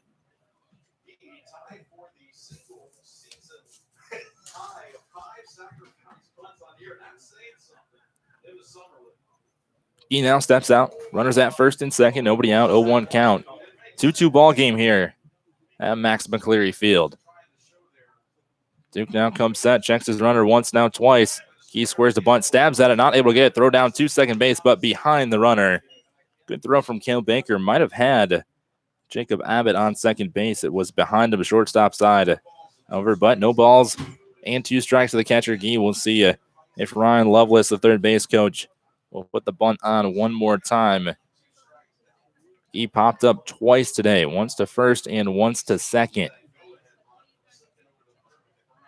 Open stance from the Kentucky catcher. Duke now ready. Here's the 0-2. Checks his swing. He did not go around on the curveball inside. Duke only 1 strikeout today. He struck out Thomas Bennett twice. He's had his number. Both of them have been looking. Other than that, just mixing in some ground balls, some fly balls, what we're kind of used to from the side armor. Duke played 12 strikeouts on the season total after the 2 here tonight. Here's the 1-2. Curveball. That one misses just low. Count will now even 2 balls and 2 strikes. Gee has not squared to bunt. Assume that one's off now. You never know with coaches sometimes. You might trust a guy enough to put one down with 2 strikes. See Lovelace not going to it now. 2-2 is the count. Here it is from Duke outside. Ball number 3 now as Gee comes all the way back from 0-2 to work the count full. As Duke 1 walk here tonight. That was against Aaron Levy. Base is open at first, but with nobody out, you really need an out right here, especially after starting 0-2. Here's the payoff pitch. This one hit hard down the first base line, but foul. As just missing the chalk was Marshall Gee. That one would have more than likely scored 2. As the ball kicks back into the field of play, Brendan Alas will grab it, throw it back in to Nathan Dill, flip it back into the dugout, and we'll get set for another payoff pitch. 3 balls, 2 strikes, 2 men aboard, 2-2 ball game here in the bottom of the 5th inning from Max McCleary Field. Licking County looking for its first 2-game winning streak of the season. They took the game last night 9-6 over the first place Cincinnati's team. Time is called. Baker and Duke trying to get on the same page. This is the big pitch. Duke needing out number 1 here desperately. Now ready to go. Here it is. This one lifted down the left field line. The shallow left field, Ott giving chase, and he will make the catch right on the line. Maybe a step or 2 into foul territory. So Duke gets very needed out number 1 on the fly out to left field by Marshall Gee. Gee now 0 for 3 here tonight. Jake Cates will be the batter now as the road to getting out of this jam does not get much easier. Cates at bat now. Griffin Bernardo, one of the best hitters in the entire league, on deck. Cates also hitless tonight. He's 0 for 2, a fly out to center and right. First pitch here from Duke. This one lifted into shallow right field. That one's going to get down as Abbott will be waved around from third. Throw comes in from Alas to the plate, and that will be not in time as Baker talking to the home plate umpire about that call. It was not in time, however. Thought off the bat he would score easily, but sliding to the outside part of the bag. Good throw by Brendan Alas as Nathan Dill wisely let it bounce. We'll have a meeting on the mound from head coach Michael Sandman. He's going to talk to his righty in Cannon Duke. This is a 3-2 ball game here in the bottom of the fifth inning. Cincinnati is taking its first lead in this two-game series. They did not lead at all last night off the RBI single by Jake Cates. For Jake Cates, that's RBI number 17 on the season. His last at bat, he hit one hard out to right field, but right at Alas, this one dropping in front of him. Favik will move over to second as Sandman keep Duke out there. Enters Sandman, starts playing over the... Oh, that's funny. They talked about it before the game, but they were going to play Sandman when Michael Sandman came out. Didn't pick it up until just right now. They all started laughing here in the press box. So good sense of humor from the Cincinnati folks as Michael Sandman laughing as he started coming off the field as well. So runners at first and second, 3-2 lead for the Cincinnati team, and Griffin Bernardo, best hitter on the team, coming to the dish. Duke starts him off with a ball in the dirt. That one gets past Baker. He can't find it. Now he does as Favik, a big turn around third, will hold right there off the wild pitch by Cannon Duke. That's wild pitch number 3 here tonight. Favik will move to third. Cates will move to second. That's the double play out of the equation. Now the entire infield will come in. Bernardo starts off with a ball. He's 1 for 2. Had a single in the fourth inning. That was the first run of the game that he would score. This one popped up to the right side near the first base dugout. Dill might have enough room, and he does not. It comes off of his glove, nearly caught by Duke with the bare hand as it goes in and out of the glove by Dill. Had enough room. We're getting where that might be an error depending on what happens here with Griffin Bernardo. The dugouts for both teams have a little bit of an awning over him as Dill was trying to battle that one. Looks like he's talking to Sobozic. He got it in the heel of his glove as it catapulted out, and Duke almost with a crazy catch with the bare hand. 1-1 is the count to Bernardo. That one in the dirt. 4-2. That one would have been a big out number 2. They could have gotten Bernardo. They didn't have 2 runners on with 2 outs. Eddie Persinger coming up. He's on deck right now. Duke from the stretch. Now comes set. There's the 2-1. This one popped up, but it'll get out of play. No chance for Nathan Dill. 2 balls and 2 strikes now. Concourse, take it to the concession stand. You will get a reward. Thank you. Bernardo, the right-handed hitter from UCF. Only played in 19 games in his first season with the Knights. At 269, but he's absolutely tearing up the Great Lakes League here this season. 2-2 pitch. Inside, hits him in the kneecap as Bernardo will head down to first base. That would be a hit by pitch. Dill will get an error at first base for not coming up with that one. Bernardo, the 9th hit by pitch of the season. He leads the entire Cincinnati's team, so maybe not the worst thing in the world for Licking County, considering the circumstances. Now the base is loaded. Double play ball back in play as corners will come in for Licking County. Middles in double play depth. Duke going from the windup, picked out of the dirt by Cale Baker. Good scoop to the lefty and Eddie Persinger. Ball 1. Persinger 1 for 2. Singled in the second, but was stranded at third base. He also lined out to Sobozic in the fourth. There's the 1-0. Curveball. That one gets over for strike 1. 1 ball and 1 strike. There's some action in the Licking County bullpen. See a couple of guys mulling around down the left field line. Can't see who exactly it is, but imagine they're getting pretty hot. This one line to Pena. Scoop off the dirt to second for 1. Over to first. Double play. What a play by Eddie Pena. Snaring the short hop out of the dirt and had enough presence of mind to be able to turn that one as he was going to his left, went back to his right to pick it, and flipped to Sobozic over to Dill. That's a big double play as the Settlers avoid further damage, but Cincinnati takes its first lead of the series. They go to the sixth, leading 3-2. On Saturday is Fan Appreciation Night. So come to the game and be appreciated as a Cincinnati Steam fan.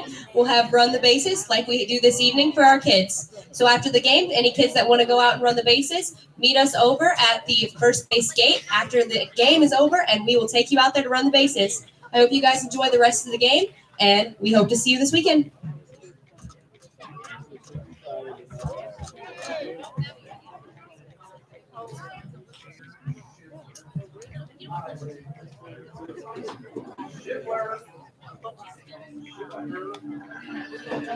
Brothers and sisters, we're here for one reason alone, to share the love of music. I present to you country music without prejudice.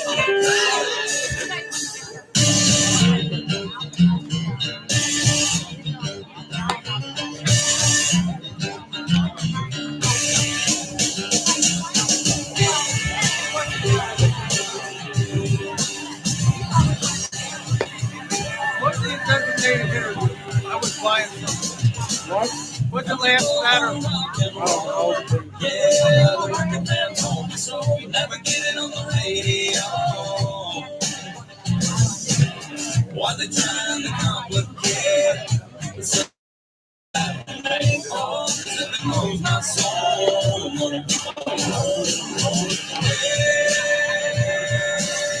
Just want to hear everybody sing. Every time your love's on the let's pray. Say, hey. Cincinnati will go to the bullpen first as they bring out the 6'6", 230-pound righty from Ottawa, Ohio, Tanner Schimler. Looking at his last name, wasn't quite sure that's how you pronounce it. He's going to spell it Schimmoeller. Looks like Schimler, but just goes by Schimler. He'll be making his 10th appearance on the season, 1-2 record on the year, 7.53 ERA, 14 1/3 innings pitched, 18 strikeouts, 7 walks, and 22 hits as he comes into a 3-2 ball game with the Steam on top after scoring 1 in the bottom of the 5th to take the lead for the first time this series. He talks about his signs with catcher Marshall Gee. Schimler will come in and have to face the 7-8-9 hitters Eddie Pena, Brendan Alas, and Jacob Margroff. Only 1 hit between the 3 of them tonight. That was all off of Jonathan Bruce, the starting pitcher. We'll get into Bruce's final stat line here in just a second. Pena 1 for 2 on the day with a single and a fly out to center field. Schimler going from the stretch as he fires the fastball. Good velocity on that one for a strike. Final line on Bruce. 5 innings, 2 runs, 1 earned, 5 hits, 6 Ks, and 3 walks. So you would be in line for the victory. As we start the top of the 6th inning, Pena fouls that one to the third base side. As Schimler can bring the heat. He's probably one of the quicker pitchers that Lincoln County has faced this season, at least from what I've seen in the games that I've been at. No balls and 2 strikes to the righty Pena. Here's the pitch. That one bounces in front of the left-handed batter's box. 1 ball and 2 strikes to count now.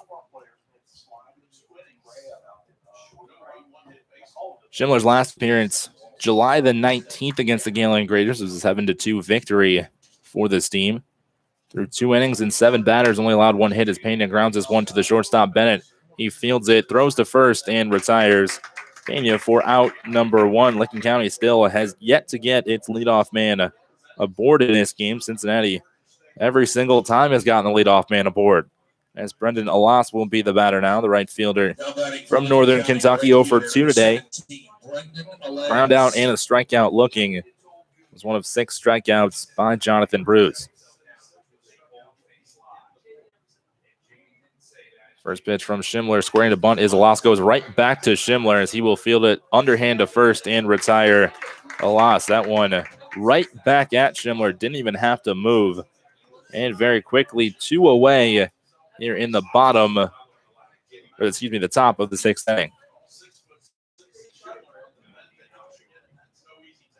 Now batting for Licking County, the center Jacob fielder. Margroff digging into the left-handed batter's box now. Margroff 0 for 1, struck out looking in the 3rd and walked in the 4th as he goes up against Schindler for his first at-bat against the big righty.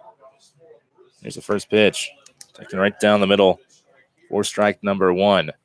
Third baseman and Griffin Bernardo about 10 to 12 feet off the third base line. Margroff has been known to lay down a bunt or two. He will not here as he takes high for ball 1. Schindler 6'6". That's 60 feet, 6 inches from the pitching mound. Looks a lot shorter when you got a guy that tall. Mound not very tall here either. It's almost like the pitcher thrown from flat ground as Margroff rolls over to the right side. It'll be off the glove of the first baseman, Abbott, as Levy had a play on it. I thought the second baseman, that'll be a base hit for Margroff, but that one looked like it was going towards Levy. Abbott, for whatever reason, tried to range to his right and knocked it into right field, then took a tumble on the infield dirt. So he would have just hung there and let them go by him. Levy was standing right behind him, ready to field it, but Licking County able to get a man aboard. Once again, they've had at least one guy on in each of the innings. They have left 7 men on base. Left on base in the game last night. Did a good job of knocking guys in, almost equaling that total here tonight. This will be top of the order in Casso Bozic. First pitch from Schindler popped up in the right side of the infield. Levy, second baseman, coming on and will make the grab and retire the side. So the 2-out single does not come back to bite the team as they retire. So Bozic can head to the bottom of the 6th, leading 3-2. Fans, if you need a haircut, don't forget that Sport Clips is the official haircut of your Cincinnati Steam. Visit one of their many Cincinnati area locations for an all-star haircut. Also, don't forget to visit some of our other presenting sponsors throughout the season, including the Roses, Jersey Mike's, Subway, Penn Station, Skyline Chili, The Good Chicken Tenders, Champions Grill, Nestle Purina, the Cincinnati Reds Community Fund. Fans, we'd like to thank all of our sponsors for another exciting Cincinnati Steam season.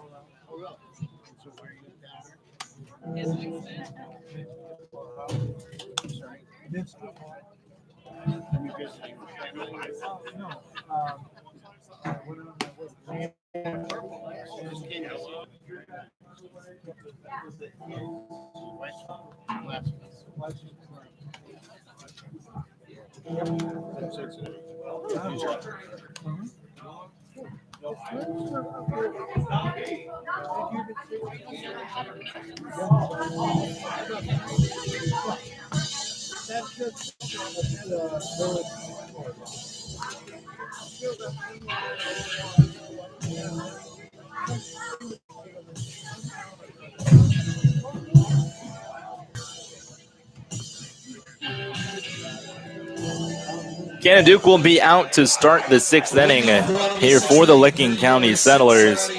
The Settlers trail 3-2 as we begin the bottom of the 6th inning. Duke will have to face the 6, 7, and 8 hitters for the Steam, Bennett, Levy, and Fernier. Here's the first pitch to Bennett, taking a curveball for a strike. Bennett strikeout victim twice today. The only 2 strikeouts Duke has. They are both looking, and they are both on 3 pitches. As Duke gets ahead 0-2.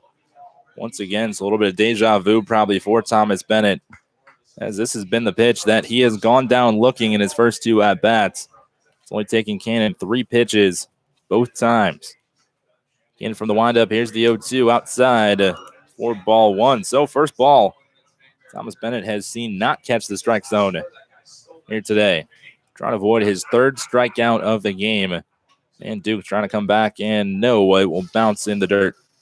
For ball 2, 2 balls and 2 strikes. Take a look around the league here in just a second, see what everybody else is doing. St. Clair still up 2-0 on Irish Hills in the top of the 8th inning. That one almost over. Wait for the 2-2 from Duke. That one misses high for ball 3. Grand Lake Mariners up 5-3 over the Lake Erie Monarchs in the bottom of the 6th. Muskegon up 2-0 still on Lima. Here's a 3-2 from Duke. Swing and a miss. That one goes down swinging, but 3 strikeouts on the night for Thomas Bennett. And that is the first time here tonight that Cannon Duke able to retire the leadoff batter. So a good start here. Hopefully some good fortune for the righty from Tennessee as he has a laugh with some guys in the dugout. Got Thomas Bennett 3 times. 3 strikeouts on the day for Cannon Duke. All 3 have been to Thomas Bennett as the home run man. Aaron Levy, the hero in this game thus far, starts off with a ball inside. Levy 1 for 1 with that towering 2-run blast onto the football field out in right center field to tie this ball game in the 4th. 1-0 taken on the outside corner for a strike. Gillian and Southern Ohio tied 4-4 in the bottom of the 7th. So good news for Cincinnati Steam fans as Southern Ohio trails by a game to the Steam. Duke misses outside, 2 balls and a strike now. Saginaw Sugar beats up 9-4 in the Richmond Jazz. Jazz come to Newark, Ohio Thursday and Friday for a 2-game set with the Settlers as Duke misses high 4-3 now. Saginaw leads the Jazz 9-4, bottom 6. Then Hamilton up 6-5 on the Xenia Scouts in the bottom of the 6th inning. Here's a 3-1 from Cannon. That one hit hard, but right at Nathan Dill as he stabs at it to his right side. Had to go down a little bit to grab it, but caught it before it made its way into right field. And 2 up and 2 down for the first time today. 4 can out and a line out. Will now bring up Ryan Fernier to the dish. Fernier 0 for 2 today. Had a fly out and a ground out over to Dill over at first base. So Xenia, the only team behind the Licking County Settlers in the standings. Licking County came out of the basement of the Southern Division last night. Duke misses low for ball 1. Licking County had been there pretty much the entire season. For last night, they lead Xenia by half of a game. Duke outside once again for ball 2. Settlers 9-27, Scouts 9-28. The Settlers do have to make up a game on Saturday. It'll be a doubleheader down in Athens against the Copperheads. As Duke misses just inside.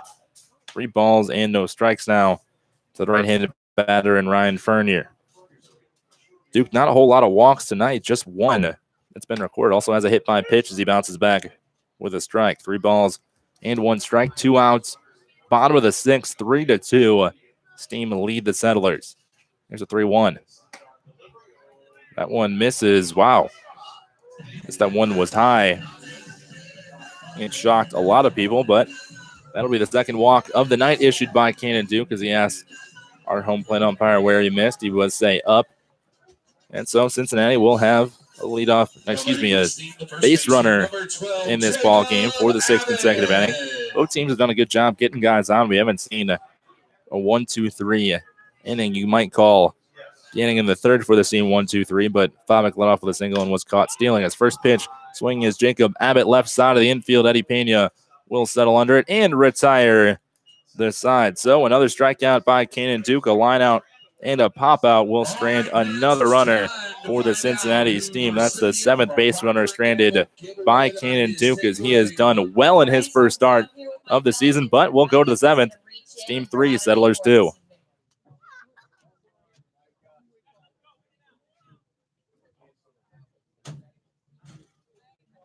Ed Wolf. Congratulations, Mr. Wolf. Your tie's down here.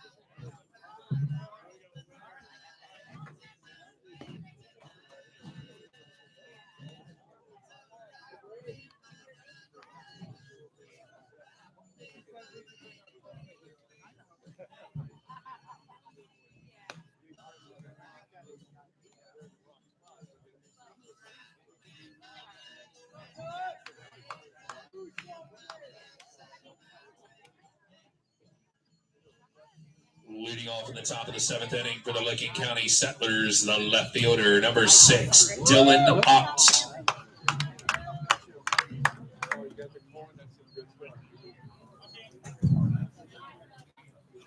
Ott, Wilson, and Baker do up here in the top of the 7th inning for the Licking County Settlers. They trail by 1. Ott squares to bunt and fouls it right back for strike 1. Ott today is hitless. He does have a 4-game hitting streak that he is riding. He's 0 for 2, had a walk in the first inning, a flyout, and a fielder's choice. That happened in the 4th. So first at bat since that 4th inning. Settlers so far through 6, 2 runs, 6 hits, 1 error, and 8 left on base. For the Cincinnati Steam, 3 runs, 8 hits, 1 error, and 7 left on base as the pitch in the dirt for ball 1.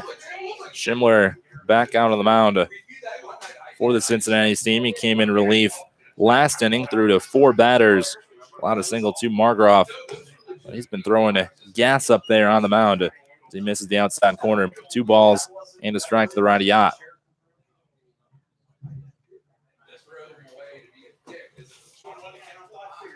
There's a 2-1 offering. That one misses low.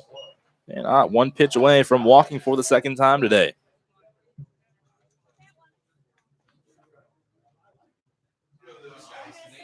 Settlers 2 runs in the 3rd inning. They led 2-0 as Ott rolls over to the left side. Bennett, the shortstop, fields it. He throws over to first base and not able to be picked out of the dirt by Abbott. So Ott will make it to first base. That will be an error by the shortstop, Bennett. That's his 2nd error here today as he had 2 last night. He came up with the ball out of the dirt. Tough play running in, made the off-balance throw, but Abbott not able to pick it out of the ground as Abbott catapulted it straight up into the air. And Ott will reach for the 2nd time today. So Licking County leadoff man aboard. Let's say that's the first time today it is that they've had the leadoff man aboard. That'll bring Sam Wilson to the dish now. Wilson takes low for ball 1. Wilson does have a hit today. He extended his 5-game hitting streak to 6 after an RBI double in the 3rd inning. He would also score as Ott, the runner, goes. This one hit deep into left field. This one has a chance, and it is gone for Sam Wilson as he puts it into the parking lot in deep left field. A 2-run home run for the Wabash Valley College product. Sam Wilson with a moonshot. That's his 4th home run of the season. That's RBIs 23 and 24 as well as he puts Licking County up on top of the Cincinnati Steam once again. Licking County now leading 4-3 here in the top of the 7th inning. How about Sam Wilson? 2 hits on the night, 2 RBIs, and none bigger than that one as he deposits it into the parking lot out in left field. Got his hips around on the fastball by Tanner Schindler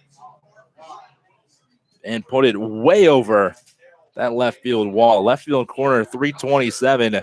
Put that one at least 340 as he cleared it with no problem.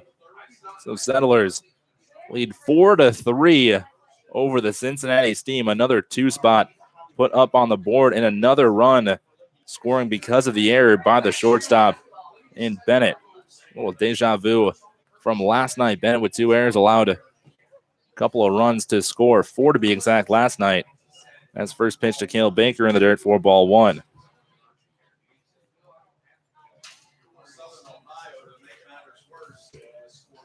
Baker tonight, 2 for 3. Struck out looking his first at bat, but since then, 2 singles. Also has an RBI. His pitch misses inside to him.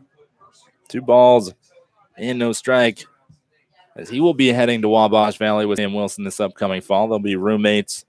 Cale will be transferring from Cincinnati. Here's the 2-0 at 1 high and inside. 3 balls and no strikes. Cale, very good eye as of late. Has 6 walks in the last 5 games. Had a couple last night. Had 3 to be exact. 3 balls, no strikes, no outs. Settlers, top 7, lead 4-3. As there's a strike by Schimmer. Settlers looking to take 2 in a row from the Steam. They trail the season series 1-2. as that'll be ball number 4, as Baker will walk for the first time tonight. 7th walk in 6 games for the righty, as we'll have a mound visit from head coach Ryan Lovelace.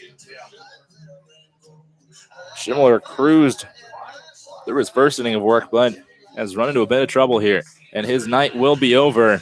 As a quick hook from Ryan Lovelace, we will have the new bullpen pitcher for you when we come back. Licking County up 4-3 on the Cincinnati Steam.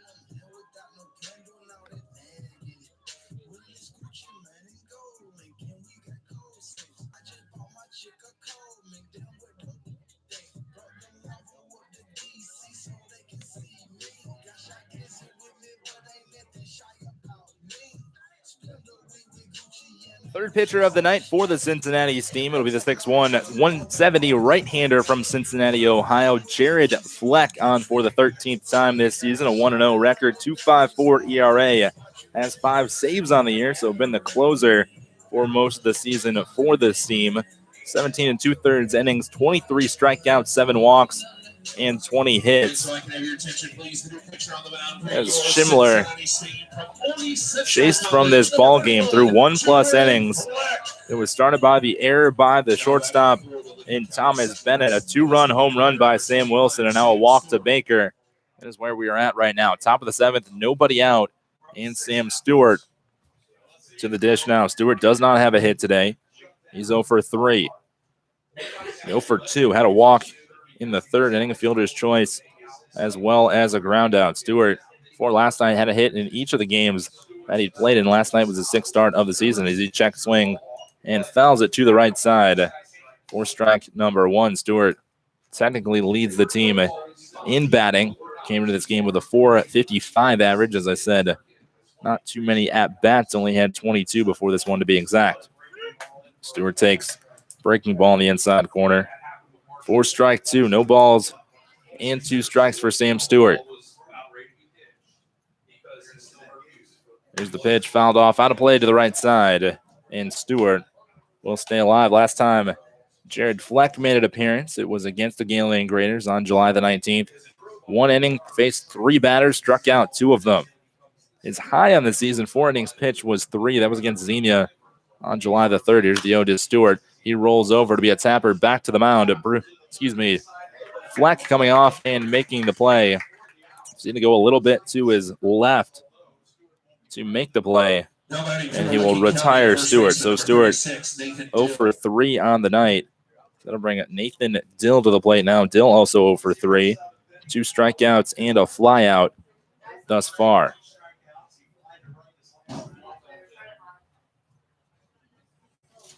Infield getting set now for Dill as Fleck coming set. This one fouled off, out of play to the right side.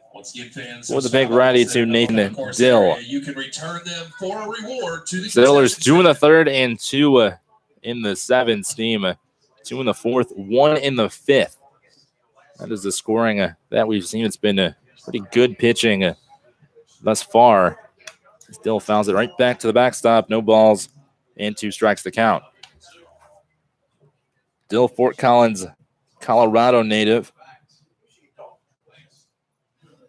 At 535 in high school in one of his years. Coming to this one, 237 on the season. Hasn't gotten it going, but the last 5 games coming in, 6 for his last 16. So he takes low, 4 ball, 1 ball, and 2 strikes. Baker, the runner, over on second base, still only 1 out. Still had 2 hits in the game last night, including a double. He's been seeing the Cincinnati team pitching pretty well in this series. Here's the 1-2. This one hit hard, but right at the second baseman in Levy. He'll make the play and throw over to first for out number 2. As Fleck comes into the ball game, gets the first 2 batters that he's seen, but Cale Baker 90 feet away from the Settlers, extending this one. So that'll bring Eddie Pena up now.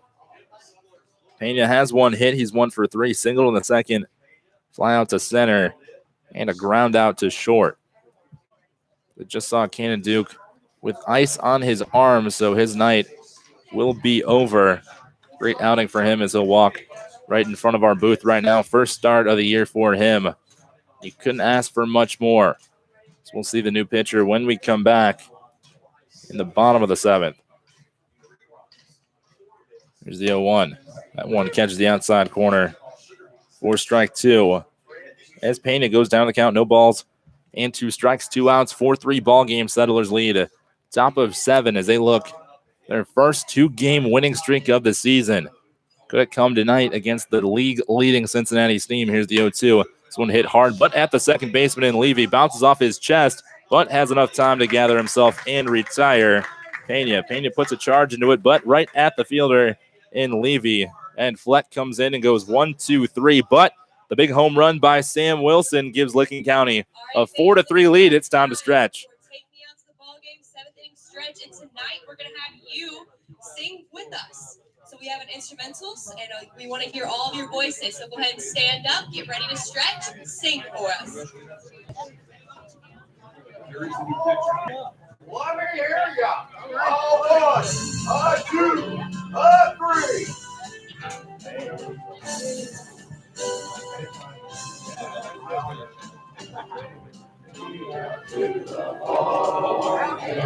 Shocker.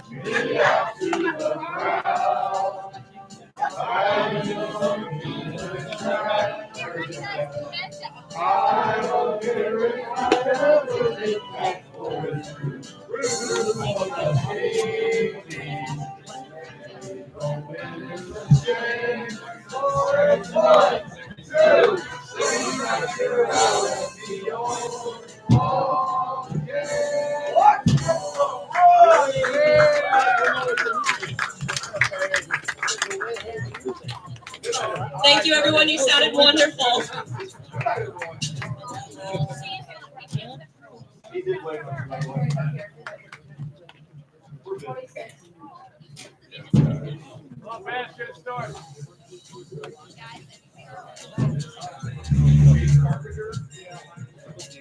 Yep.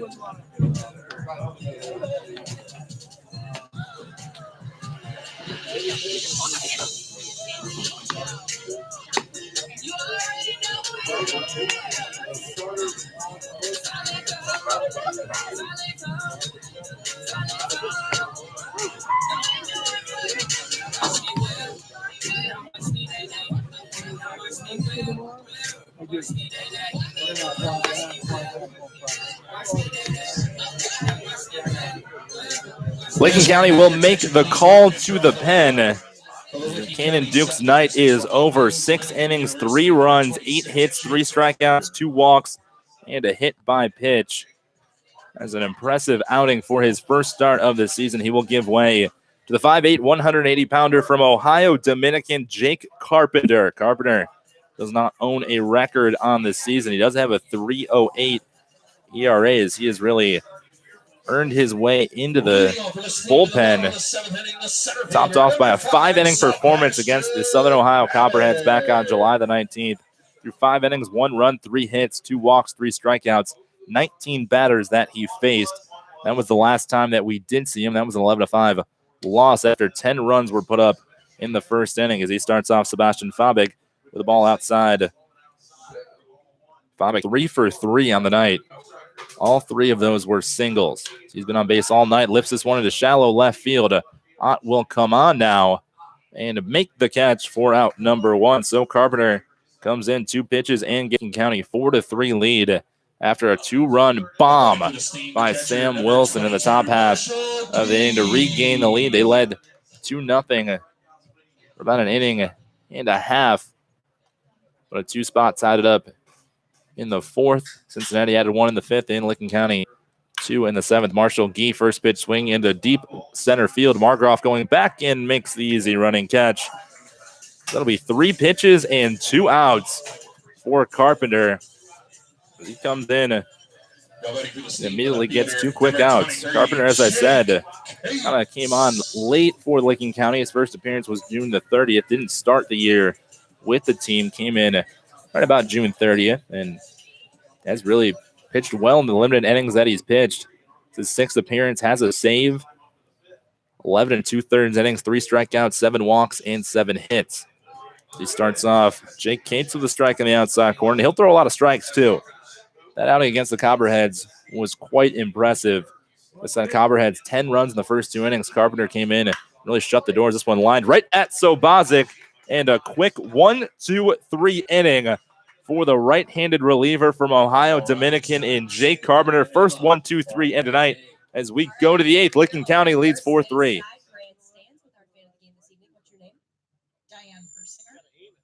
We have a squeak. It'll be okay. All right. And how long have you been coming to games? This is my first season. And what's your favorite part about coming to games? I enjoy watching the whole team, but my favorite part is number 21. Well, there we go. I'm glad you're coming, and I'm glad you enjoy coming to watch the team and number 21. And here is your La Rosa's large pizza.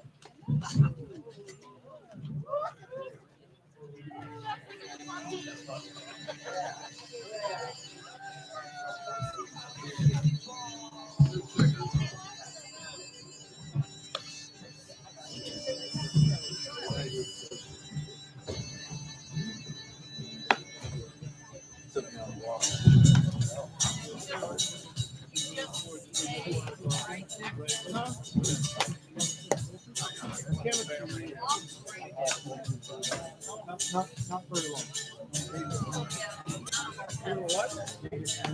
Oh, okay.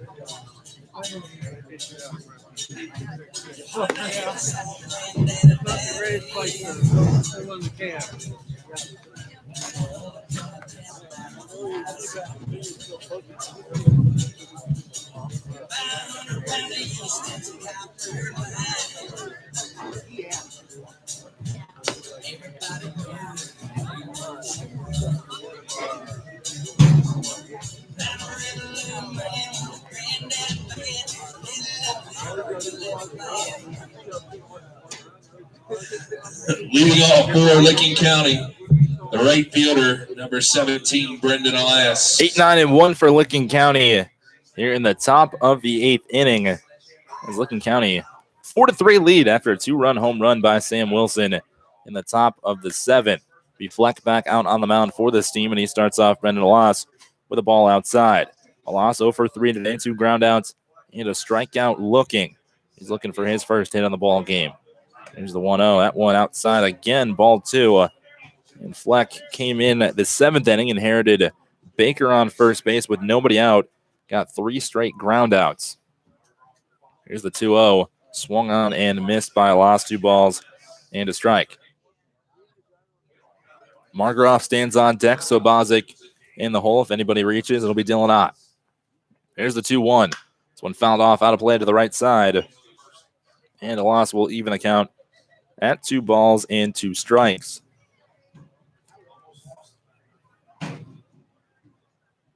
Fleck working from the windup, and here is the 2-2. Swing and a miss by Elias. Second time tonight. He has gone down on strikes. First one for Fleck. That will be the 7th strikeout of the game for the Licking County Settlers. They struck out 8 times in the game last night. Jake Margroff, the batter now. Margroff has 1 hit. A hit, a walk, and a strikeout.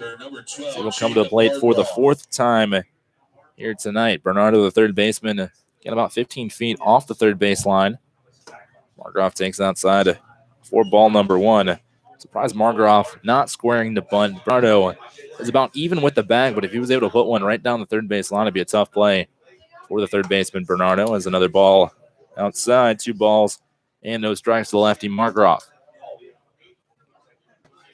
4-3 Settlers lead here in the top of the 8th. 1 out up on the scoreboard. The 2-0 outside for ball number 3.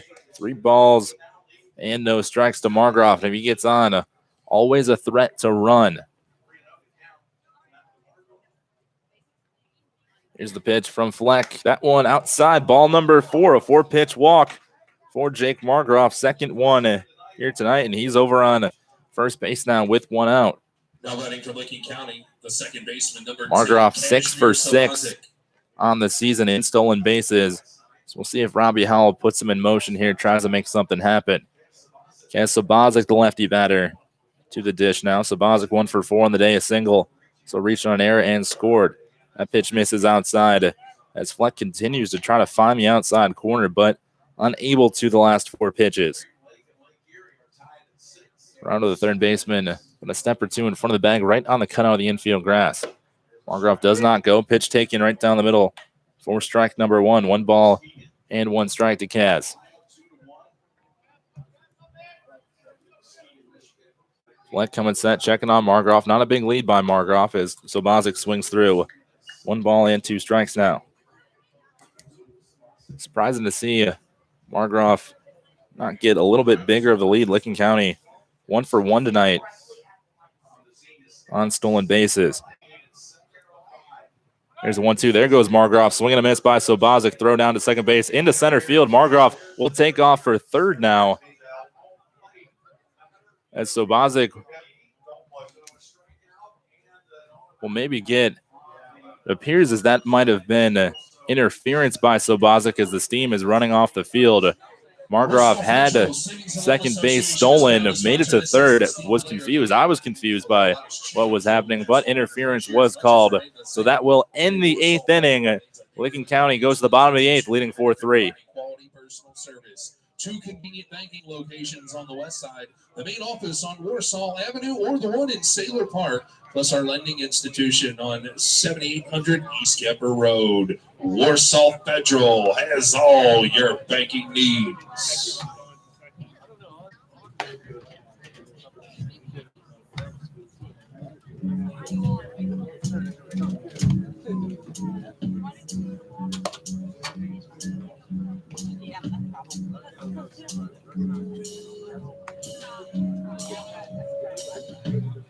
Where it began, I can't begin to know, but then I know it's growing strong. Wasn't the spring, and spring became the summer. Who'd have believed you'd come along?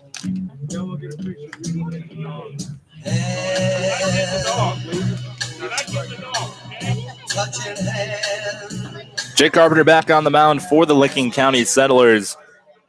Licking County leads the Cincinnati team 4-3. Bottom of the 8th. Cincinnati down to its final 6 outs of the ball game. Cincinnati lost last night 9-6. They stormed late to try to come back. They were down 9-2 at one point. Made it a 9-6 game after scoring 4 in the 7th and the 8th as Bernardo lifts this pitch into center field. Margroff in the right center gap now will make the catch. And 1 pitch and 1 out for Jake Carpenter. Carpenter came in the 7th inning in relief of Cannon Duke. Needed only 5 pitches to get out of the 7th inning. He's off to another good start here in the 8th as he has been really lights out of the bullpen as of late. Allowed 1 run against the Copperheads. He's only allowed 4 on the season. Yes, he's only thrown now 12 2/3 innings, but he's been effective. He starts off with another strike to the lefty and Eddie Persinger. Persinger, the designated hitter, is 1 for 3 on the ball game today. Carpenter opting to go from the stretch outside ball number 1. That first ball that's missed the strike zone by Carpenter. Carpenter twitching his fingers now. Comes set. Here's the 1-1. That one right down Broadway for strike number 2. 1 ball, 2 strikes, 1 out as Persinger takes his time, steps out, and regathers himself. Carpenter by no means throwing everything right by everybody, but that's the thing about pitching. If you know how to change speeds, mix spots, you can be effective. That one misses low. 4-2, 2 balls and 2 strikes to lefty Persinger. That's exactly what Carpenter does. He's not going to blow anybody away. He's going to hit his spots. He's going to switch speeds, switch eye levels, and he'll get guys out. Here's the 2-2 rolled over to the right side. So Bozak comes on, fields it on the short hop, and makes the throw over to first base for out number 2. 5 straight retired by Jake Carpenter, and he's 1 out away from getting this to the 9th inning.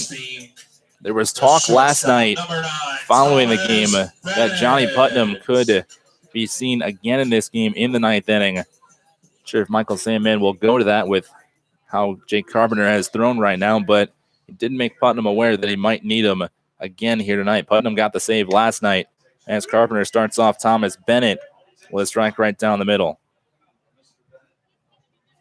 Bennett 2 errors on the night. Both of those errors have come around to score. Here's the 0-1. That one low, just off the dirt. 1 ball and 1 strike to the right hitting shortstop. Bennett also had 2 errors last night, as those both came around to score as well. Here's the 1-1. Inside, ball 2. Licking County, the beneficiary of the errors, especially in this series. 6 errors last night by this team. Licking County will go on to win at 9-6. Swing and a miss now by Bennett. 2 balls and 2 strikes. Carpenter, 2 balls, 2 strikes, 2 outs. 4-3 lead for the Settlers here in the bottom of the 8th. Carpenter ready, now comes set. Here's the 2-2. Grounded to the left side, but foul. Just past the glove of Sam Wilson. And we'll do the 2-2 once again. Carpenter only 3 strikeouts on the season. See if we can get one right here. All 3 of those coming against Southern Ohio. Here's the 2-2. Outside for ball 3. That'll be a full count now. 3 balls, 2 strikes, 2 outs. Bottom 8. Bennett would represent the tying run for this team.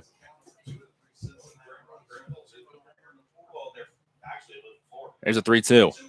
This one fouled out of play to the right side. Good pitch by Carpenter through the low outside corner. Bennett just able to get enough of the bat on that one to keep himself alive. So we'll do the 3-2 once again. Here's the payoff pitch. Outside for ball number 4. First walk issued today by Carpenter. And that will put the tying run aboard for the Cincinnati Steam here in the bottom of the 8th. It'll be Aaron Levy, the batter now. Levy had that big home run in the 4th inning at that point. That was to tie the game at 2 apiece. He's 1 for 2 today, also has a walk.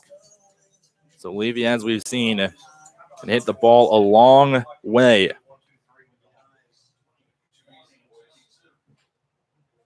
Carpenter comes set, checks the runner. Over on first base in Bennett.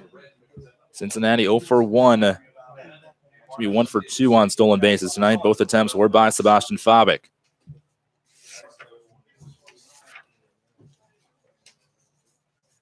First pitch to Levy. Catches the outside corner for strike 1. Carpenter once again doing a good job getting ahead of the Steam batters. Bennett on the season 1 for 2 on stolen bases. They check out on one more time. Licking County has been very wary of the stolen base. Even last night, too. Thrown over to first base a lot. Cincinnati as a team, 57 stolen bases. This one lined into center field as this one's going to get down in the gap. Margroff will pick it up and fire it back in as this throw will get down the third base line. Wilson fields it, not going to make the throw to second base as that will be a single by Aaron Levy. Runners at second and third with 2 outs. So Carpenter started the inning very well. This will be an error advancing the runners by Margroff. So Bennett over on third, Levy on second. It was a single that advanced on the error. The throw missed the cutoff man and came down the third base line. Wilson able to knock it down and keep the runners right where they are at. So Cincinnati 90 feet away from tying this one up. Carpenter had not faced any trouble through an inning and 2/3. 1, 2, 3 in the 7th. Got the first 2 men out in the 8th. Then a 2-out walk. Could come back to bite him. 2-out walk, now a single by Levy. And Ryan Fernier, right fielder, the batter now. Fernier 0 for 2 today. A fly out, a ground out, and a walk in his last at-bat in the 6th. Last night, Fernier 1 for 2 with 2 runs scored. Fernier coming up in a big spot here. 4-3, bottom 8. Licking County looking for its first 2-game winning streak of the season. It's the first pitch from Carpenter and starts him off low with a ball. Jacob Abbott awaits on deck. Abbott 1 for 3 on the night. But Carpenter focusing right now on Fernier. Here's the 1-0. That one misses low. 2 balls and no strikes now. Carpenter done a good job thus far, starting everybody off with a strike. Now falls behind 2-0 for the first time.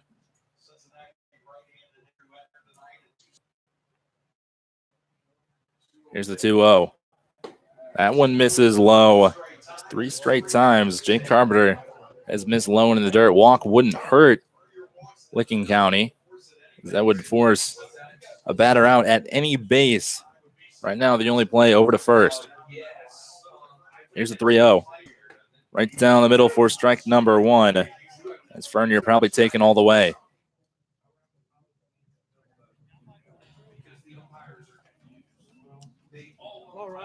Carpenter coming set. Here's the 3-1.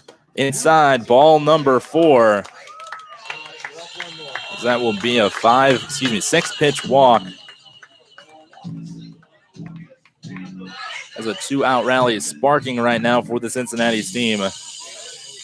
No motion from the bullpens. This one appears to be Carpenter's to finish. Bases loaded, 2 outs, 1-run ball game. Licking County leads. It's been a 2-out rally, 2 walks and a single. Have loaded the bases. Jacob Abbott the bat now. A pitch taken, just catching the outside corner for a strike. Abbott today 1 for 3, single in the 5th, and scored a run. So walk not hurting Carpenters. The infield will relax a little bit. They have a force at any base. Here's the 0-1. That one misses low, 1 ball and 1 strike. Last thing you want to do if you're Licking County is walk in the tying run.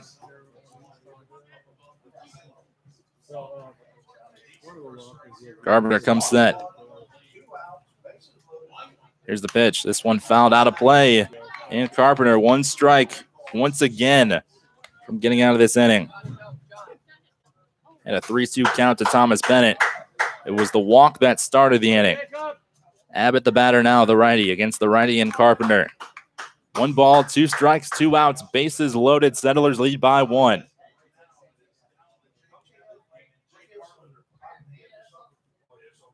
Carpenter comes set, 1-2, outside for ball 2. 2 balls and 2 strikes. Abbott came in 273 batting average. Now has 19 hits on the season. 2s across the board, bases loaded.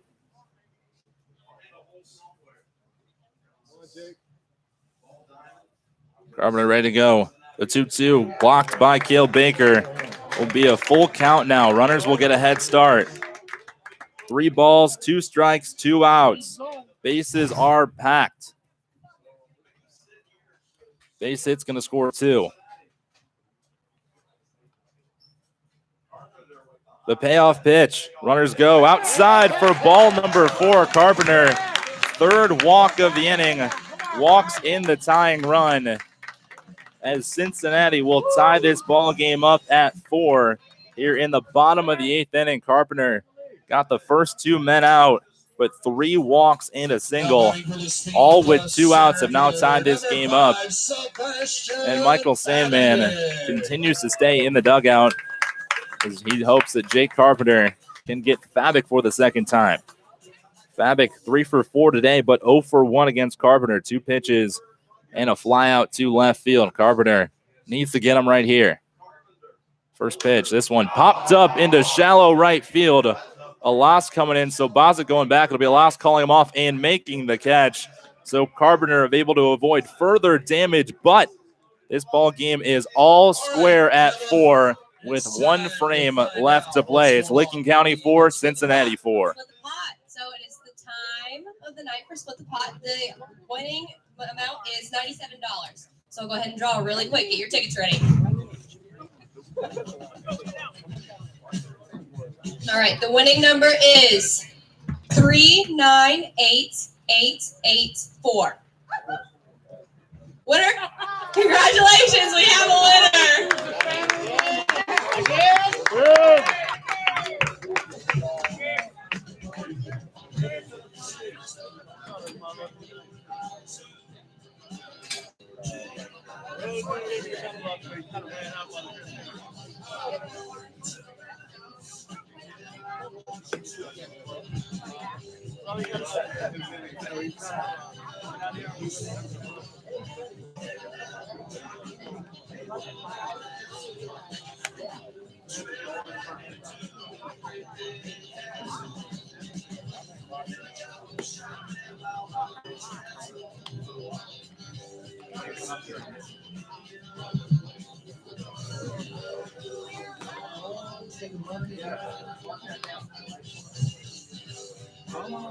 Take money and run.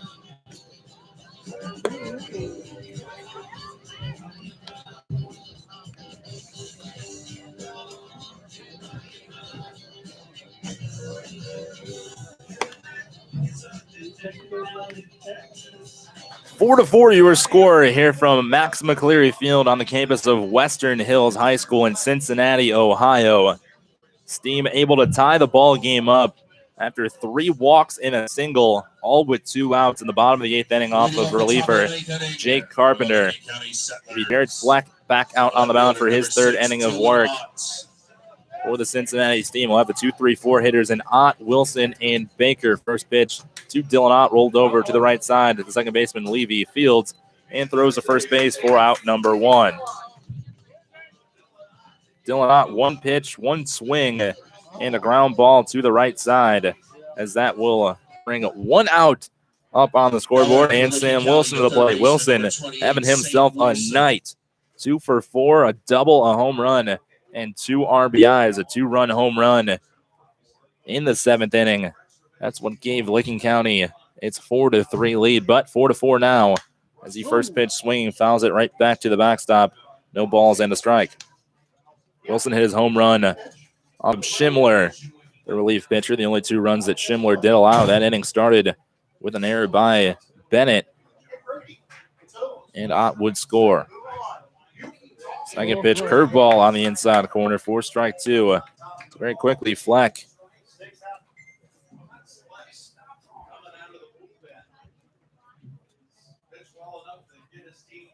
There's the 0-2. That one, strike number 3. Good morning, good afternoon, and good night to Sam Wilson. 3 pitches and 3 straight strikes. As 4 pitches, has 2 outs. That's strikeout number 9 on the night for the Licking County Settlers against this Cincinnati Steam pitching staff. Cale Baker up to bat now. Cale 2 for 3 tonight. Had a strikeout, 2 singles, an RBI, and a walk. She's reached base 3 out of 4 times. Licking County hoping for 4 here. As Fleck, another strike. This one catching the inside corner. Cale, kind of guy, 1 swing of the bat, and he could put one well out of here to any field. We've seen him time and time again.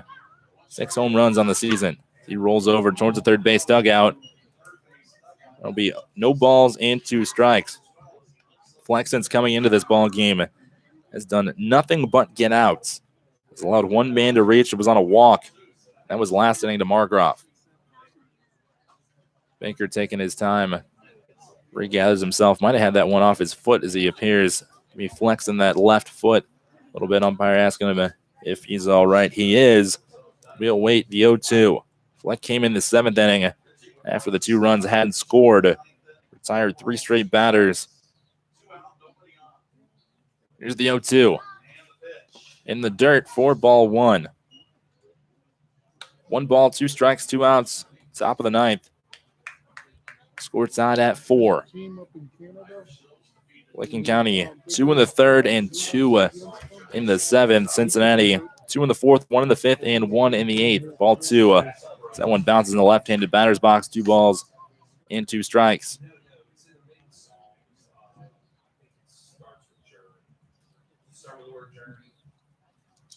Fleck going from the windup. Here's the 2-2. That one low in the dirt, 4-3. 3 balls and 2 strikes. Full count now to Cal Baker. Sam Stewart awaits in the on-deck circle. Sam hitless tonight, 0 for 3 with a walk. There's the payoff pitch. Swing and a miss for strike number 3. 3rd strikeout of the night by Jared Fleck, as there's 3 ballpark nachos with a 10th strikeout of the game by the Licking County Settlers. So Settlers go down quiet in the top of the 9th. We'll hope for extras if you're a Settlers fan. We're going to the bottom, all tied at 4. The official post-game party destination, Champions Grill. Champions has everything you need. HD TVs, including the 100-inch projection screen to watch any event you want to catch after a Steam home game. And just like we did tonight, every time the Steam pitching staff strike out 10 or more batters during a home game, Champions gives you a free order of ballpark nachos. And I tell you what, fans, hopefully we'll see you there tonight. Champions Grill is located at 3670 Work Road in the Cincinnati Marketplace Plaza.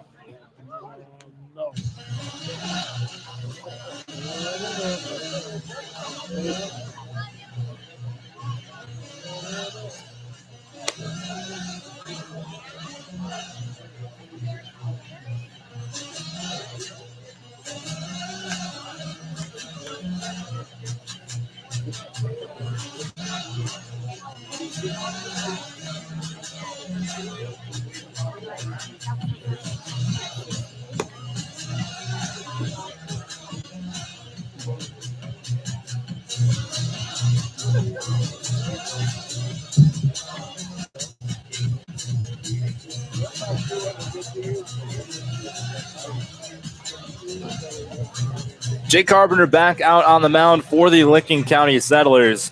He allowed the game-tying run in the bottom of the 8th after he retired the first 2 batters, 3 walks and a single. That would tie the game up for the Cincinnati Steam. We'll look around the league. A couple of final scores. Saginaw defeats the Jazz 9-4. Jazz will be in Licking County tomorrow for a 2-game set with the Settlers. Southern Ohio defeats the Galilean Graders 7-5. So Southern Ohio right now half a game back of Cincinnati. Would Cincinnati pull this one out, the Steam would lead by a game. Steam dropped this one to the Settlers. It would be all square. Irish Hills defeats St. Clair 4-3. As Carpenter starts first pitch to Marshall Gee at low and outside, 4-1. Gee tonight 0 for 4. A couple of flyouts and a couple of pop-outs. He has a 5-game hitting streak on the line right now. Here's the 1-0. Swing and a miss. Big hack by Marshall Gee. He way out in front of that pitch from Jake Carpenter. Going back to scores. Hamilton up 8-5 on the Xenia Scouts in the top of the 9th. Scouts down to its final 3 outs. So Licking County, barring a comeback, would stay out of the cellar as Carpenter just missing the lower part of the zone. 4-2. Grand Lake up 7-6 on Lake Erie. The Monarchs down to its final 3 outs. Lima now leads Muskegon 3-2 as Gee hits this one on a one-hop, picked out of the dirt by Pena. Throw to first and in time. A great glove by Eddie Pena.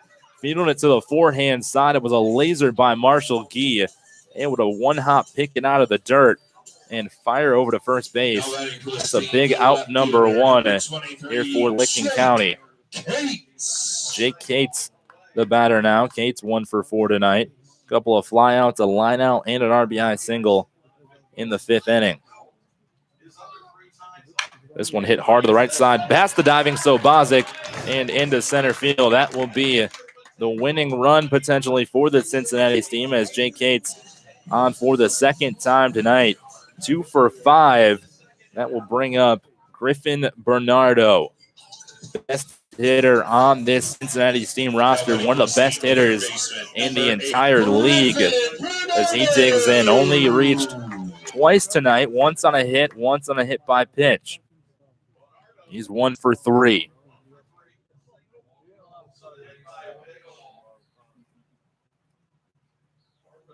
First pitch from Carpenter. Low and in the dirt. Blocked by Baker. Cates thought about going towards second, but stays back behind. 1 ball and no strikes to the big righty in Bernardo. Bernardo, 5'11", 210. Looks a lot bigger than that as Carpenter checks over on Cates at first base. Cates on the season, 9 for 9 in stolen bases. Cincinnati 1 for 2 tonight. Sebastian Fabic has the only 2 attempts. Cates getting a bigger lead. Here's the 1-0. This one, the line down the left field line, and it is foul, just missing the foul line, as that one would have more than likely been the game winner had it been fair, as Cates was racing around second base. He was about halfway to third once that one hit, but a long strike number 1. Griffin Bernardo hooking that one a bit too far down the left field line. Tell you what, he timed that one up pretty well. A little bit early, but he got the entire barrel of the bat on that baseball. 1 ball, 1 strike, 1 out. 4-4 ball game, bottom 9 between the Settlers and the Steam. Here's the 1-1. This one fisted now into left field. That one will drop in front of Dylan Ott for a base hit. Back-to-back singles by the Cincinnati Steam. It's still only 1 out. Eddie Persinger will be the batter now. Persinger 1 for 4 on the night. Singled in his first at-bat. A line out, a ground out, and another ground out. As Carpenter once again in a jam. But double play still in effect. Can't have a wild pitch here. Move those runners up 90 feet. The winning run stands on second base in Jake Cates. Bernardo over on first. The first pitch to the lefty, Persinger, outside for ball 1. If you're a Settler fan, gonna go back to that 8th inning. Carpenter retired the first 2 batters, then walked Thomas Bennett on a 3-2 pitch. That's kind of when it started going downhill. Only 1 run allowed, but it was the tying run as Persinger way out in front fouls it off to the left side. 1 ball and 1 strike to the lefty and Persinger.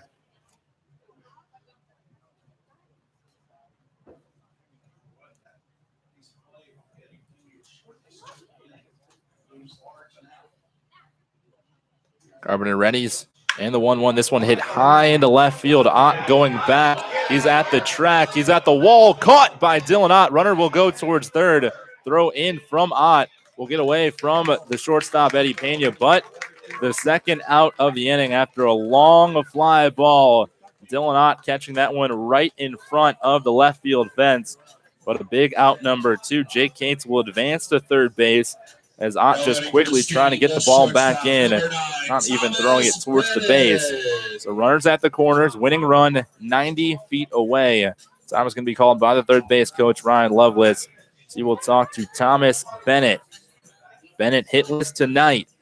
3 strikeouts and a walk. He did score the tying run in the 8th inning.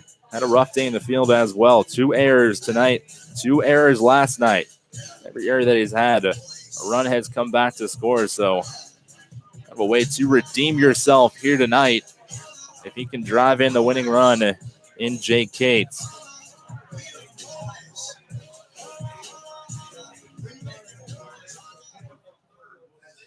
Two outs here in the bottom of the ninth. Score all square at 4. Winning run on third base. Runners are at first and third. Thomas Bennett and Jake Carpenter. The righty Bennett takes ball low.